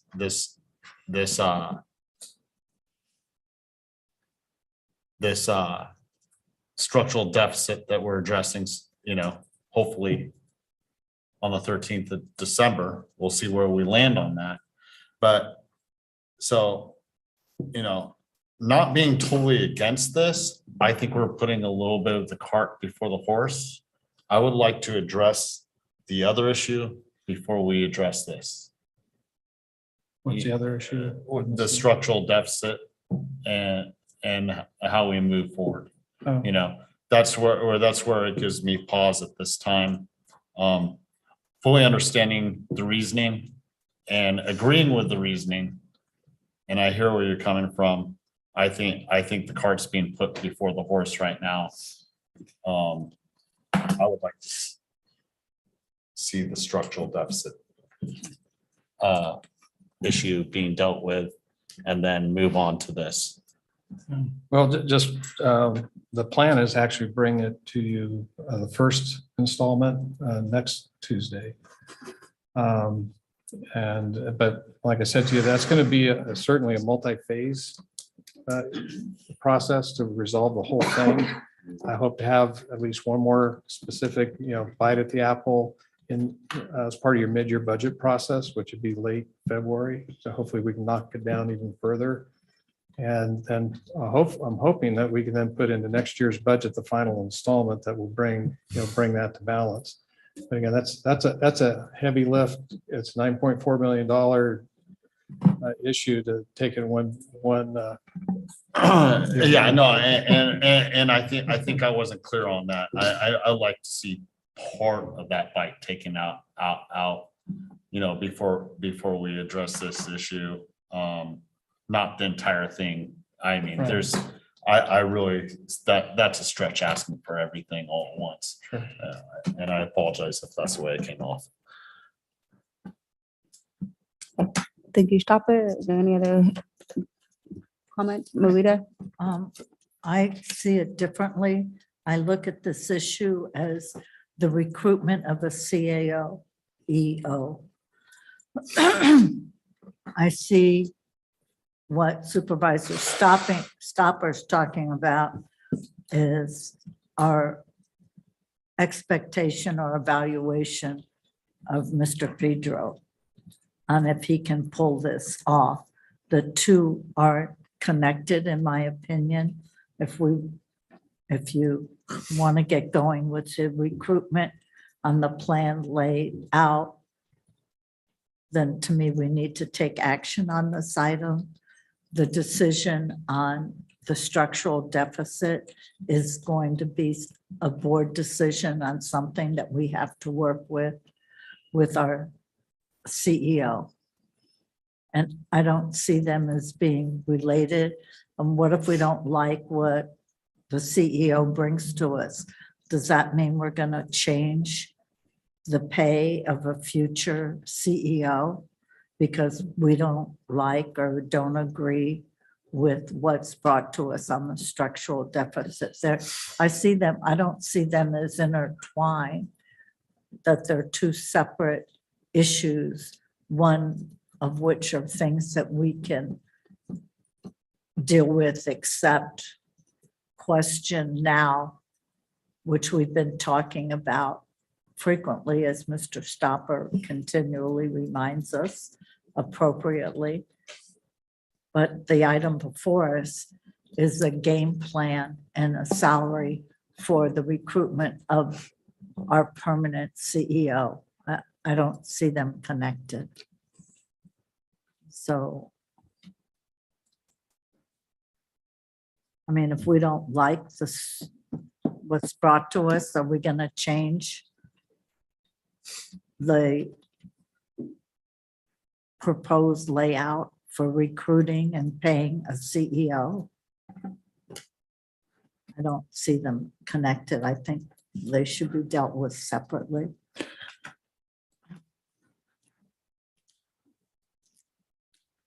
Yeah, I think that Gary has something. So I understand what Ben's saying, but I think we need to go out for this recruitment, just given the timeline that's here. His time is going to be running short. And this is pushing the envelope the way it is right now, what's in front of us. I do have a couple concerns though on all of these interviews that you have going on here in the time frame that you have listed here. The initial screening completed on January 18th. And then the panel interviews are completed on the 23rd. Well, the 18th is a Wednesday. The 19th and 20th is a Thursday and Friday, and the 23rd is a Monday. You have all these panels that are going to interview these people, and they're going to be here that whole time for this interview, missing their work if they're employed still somewhere else. I just have some concern about maybe losing some people based on that they feel that they spent all their time here and may not get where they need to get. I mean, I'm not opposed to it. There's no way that you think that you could do at least two of those on one day and one on another day, on the next day or whatever. So it cuts it down to the length of time, because they're going to be over a weekend unless they, can drive home from here and then come back on Monday. Okay, I maybe I didn't make that clear. The idea would be they would come one day, the 23rd, and you do the panels. They go from one room to another room to another room. We do it all in the same day. Okay, so you're gonna do it all in the All same the day? same day. Because so that- that's not what I was showing, and thank you for clarifying Right. that, because I thought you were gonna do it over the 18th, 19th, and 23rd. And then, you're looking at the interview with the board, the second time they would come would be when you interview them. And that would be, have February 8th or 9th. I Correct, I understand see there might that. be some conflicts with those dates, so we may have to look at some others, but then again, they only come for one day. That's Okay, that's amenable. well, to thank you the- for clarifying a little bit more, because I was a little Oh, yeah, concerned and I about wouldn't that. bring them back. I I wouldn't mean, suggest something like that. Yeah, But we've done that. We're getting a lot out of them when they come. But, I just keep moving them through different rooms, okay, and you have different facilitators in each room. So accounting staff, I'll be one.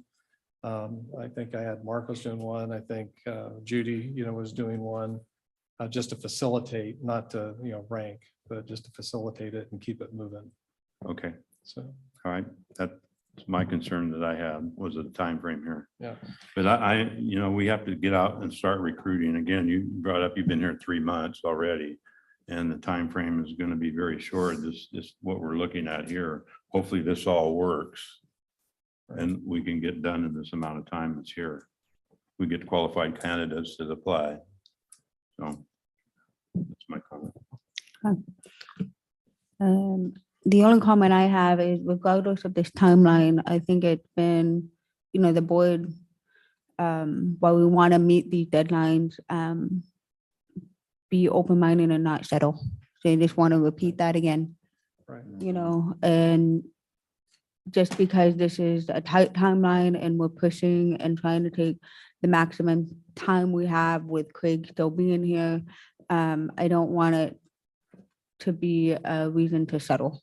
And if we need to continue until we find the right person. So I just wanted to reemphasize that again.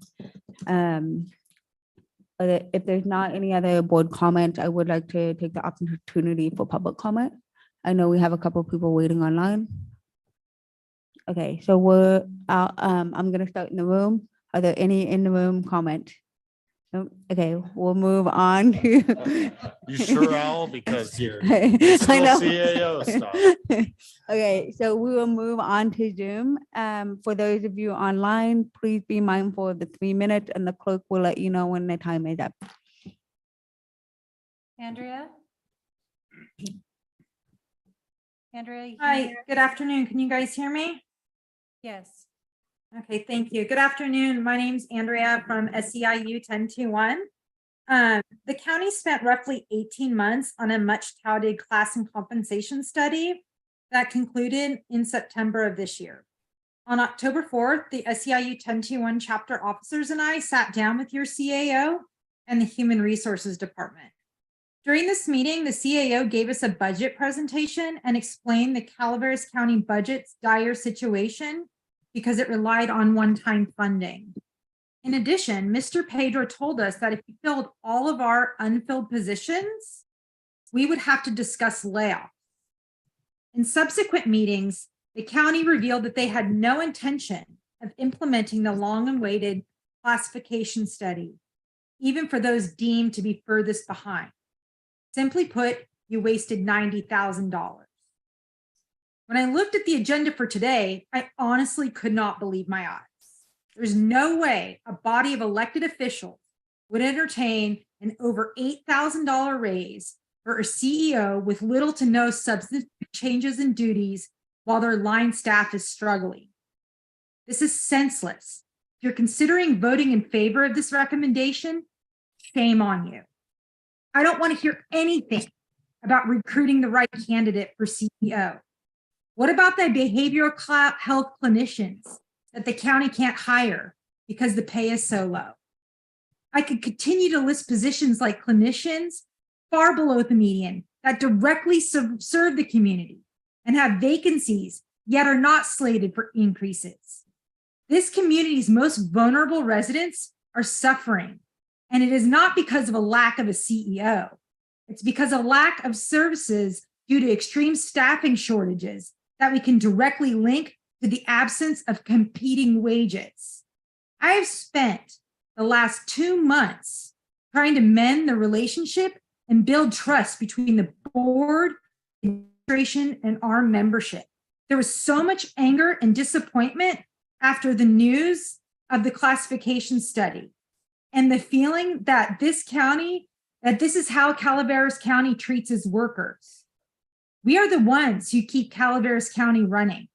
Through a worldwide health pandemic, rising inflation, and a possible looming economic recession, we continue to do the work of 2 to 3 people at once. But more than just passing us by, giving the top management a pay raise, Calaveras County management is telling us they do not want to invest in its workers and community. Shame on you if you vote in favor of this increase. Andrea, I'm sorry, your time's up. I've got 2 sentences. I will not make excuses if you genuinely believe this is best for Calaveras County.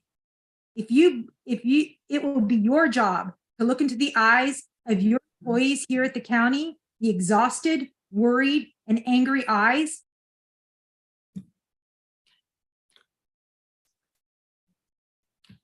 And then to read the ones in. Yeah, read the one that you started to read from the last agenda item. So from Sabrina Smith, she says, is there a reason that there would be a salary increase when other county staff is waiting on a salary survey before they can receive a much needed increase? This just does not seem right. County staff works very hard and has been working for a very long time, being underpaid for what they do. It is very frustrating seeing that these executive positions receive increases while the individuals that keep the day-to-day operations running continue to work with insufficient pay. As a second part of my question, if duties are being shifted from other positions to the CEO, will the shift result in a decrease to the positions that the duties are coming from, or will they have lesser duties with the same pay? The 10K may not seem like a lot. However, from the viewpoint of county employees, expecting them to continue to work and be told that they have to wait while other positions get increases creates disgruntlement and huge morale issues. And there was this from one anonymous attendee, just 3 brief statements. Does a sitting CAO receive this increase? I've been waiting 10 years for an increase. What about county staff? When do we get an increase? That's all. Craig. So I do want to clarify, and it does state in the agenda item that the increase to this position is not until March, because we have to go with our timeline of when we're trying to have a person in place. So this is not an immediate increase to the position. Thank you for clarifying, Judy.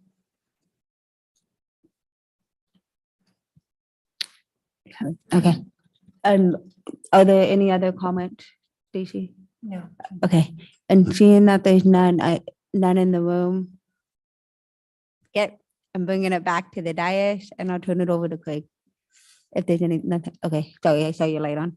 Okay. With that, if there's no other comment from staff, bring it back to the board on this agenda item. Dapper. Just for clarity, my comments were to the bottom line. It's not about the assessment or how well this current CEO is doing. I'm actually very happy with everything he's presenting. And I understand the recruitment plan and everything. I just feel at this time, with the bottom line in consideration, I think that when we were going through recruitment, the word negotiable is key. Something that Mr. Pedro and I had talked about before. So that's where I stand on my position. Okay, thank you. Can yeah, I get go a ahead. clarification from Supervisor Stopper? Yes, sir. The rest of the item you're okay with? It's just the increase in salary of $8,000 for that position? At this time, yes. And Craig, Mr. Pedro, you're bringing to us next week first draft of trying to overcome the $9.4 million budget deficit? Right. So it's phase one. Phase one coming and Phase one. Okay, we'll officially call it phase one, and that's $4 million that you just, yeah, we're working on it next door, and it's somewhere in the $4 million reduction in the structural deficit. and Ben, you're saying that you want to see that first before you agree with this? You know, with the salary part, I agree with everything except for the, you know, at the time of us going through all this, I really feel that we need to address part of the structural deficit before we can justify adding that, you know, total of $10,000 to $10,289 on total costs. No, it's a total, yeah, because of the benefits and. Yeah. Okay. Callaway, I move that we adopt a resolution. We cannot go out and start recruiting unless we know how much we're gonna be paying the position. So if we want to hold off paying the position, then we can't start recruiting. So for the 10,000, I move that we adopt the resolution updating the classification, title, job description, and compensation for the CEO position and approve the recruitment plan. there's a motion. Can I make a comment? Yes. Well, I don't think exactly that's true. We have a salary in place right now, Marita. It's not that we're going to go out without knowing what, or having a position on what salary it is. We have one right now. I would like to ask Ben if we move this, don't do that increase and go out for recruitment, but only put negotiable behind that. Would you agree to that? Is that something that you would? We have to authorize them a max to be able to negotiate, to be put it on the flyer for recruitment. So we can't tell them to put that and then add the word negotiate. He's already asking for that. to be Yeah, added it's on this. actually because the way we're structured here, we don't do ranges in this position. Yeah. It's just one.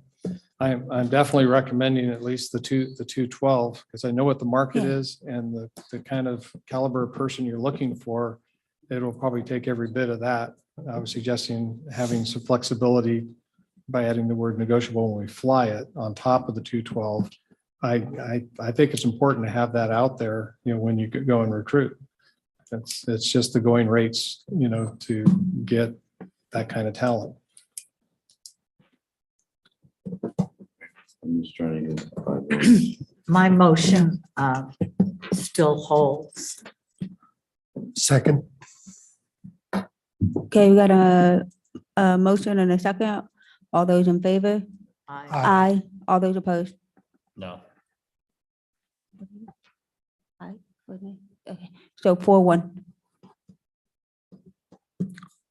Okay. With that, we have supervisor announcements. I will start with Supervisor Callaway. Yes, Supervisor Garamendi, I attended the CSAC conference in Orange County. Supervisor Toffenali. I can't believe you have nothing to report from the CSAC conference, Marita. can't You were in Disneyland. At least you could say you went. I have nothing to report. Stop it. Attended the CSAC conference. You know, it went well. You know, I'm looking forward to the legislative sessions coming up in the future as a representative for Calaveras County. Callaway, you ready or I can go? Okay, nothing to report. And I too attended the CSAC as a panelist, as well as participated in the various workshops. And it was a good, it's nice to see everybody since we've all been on little boxes and Zooms for a long time. So with that, we will see everyone next week.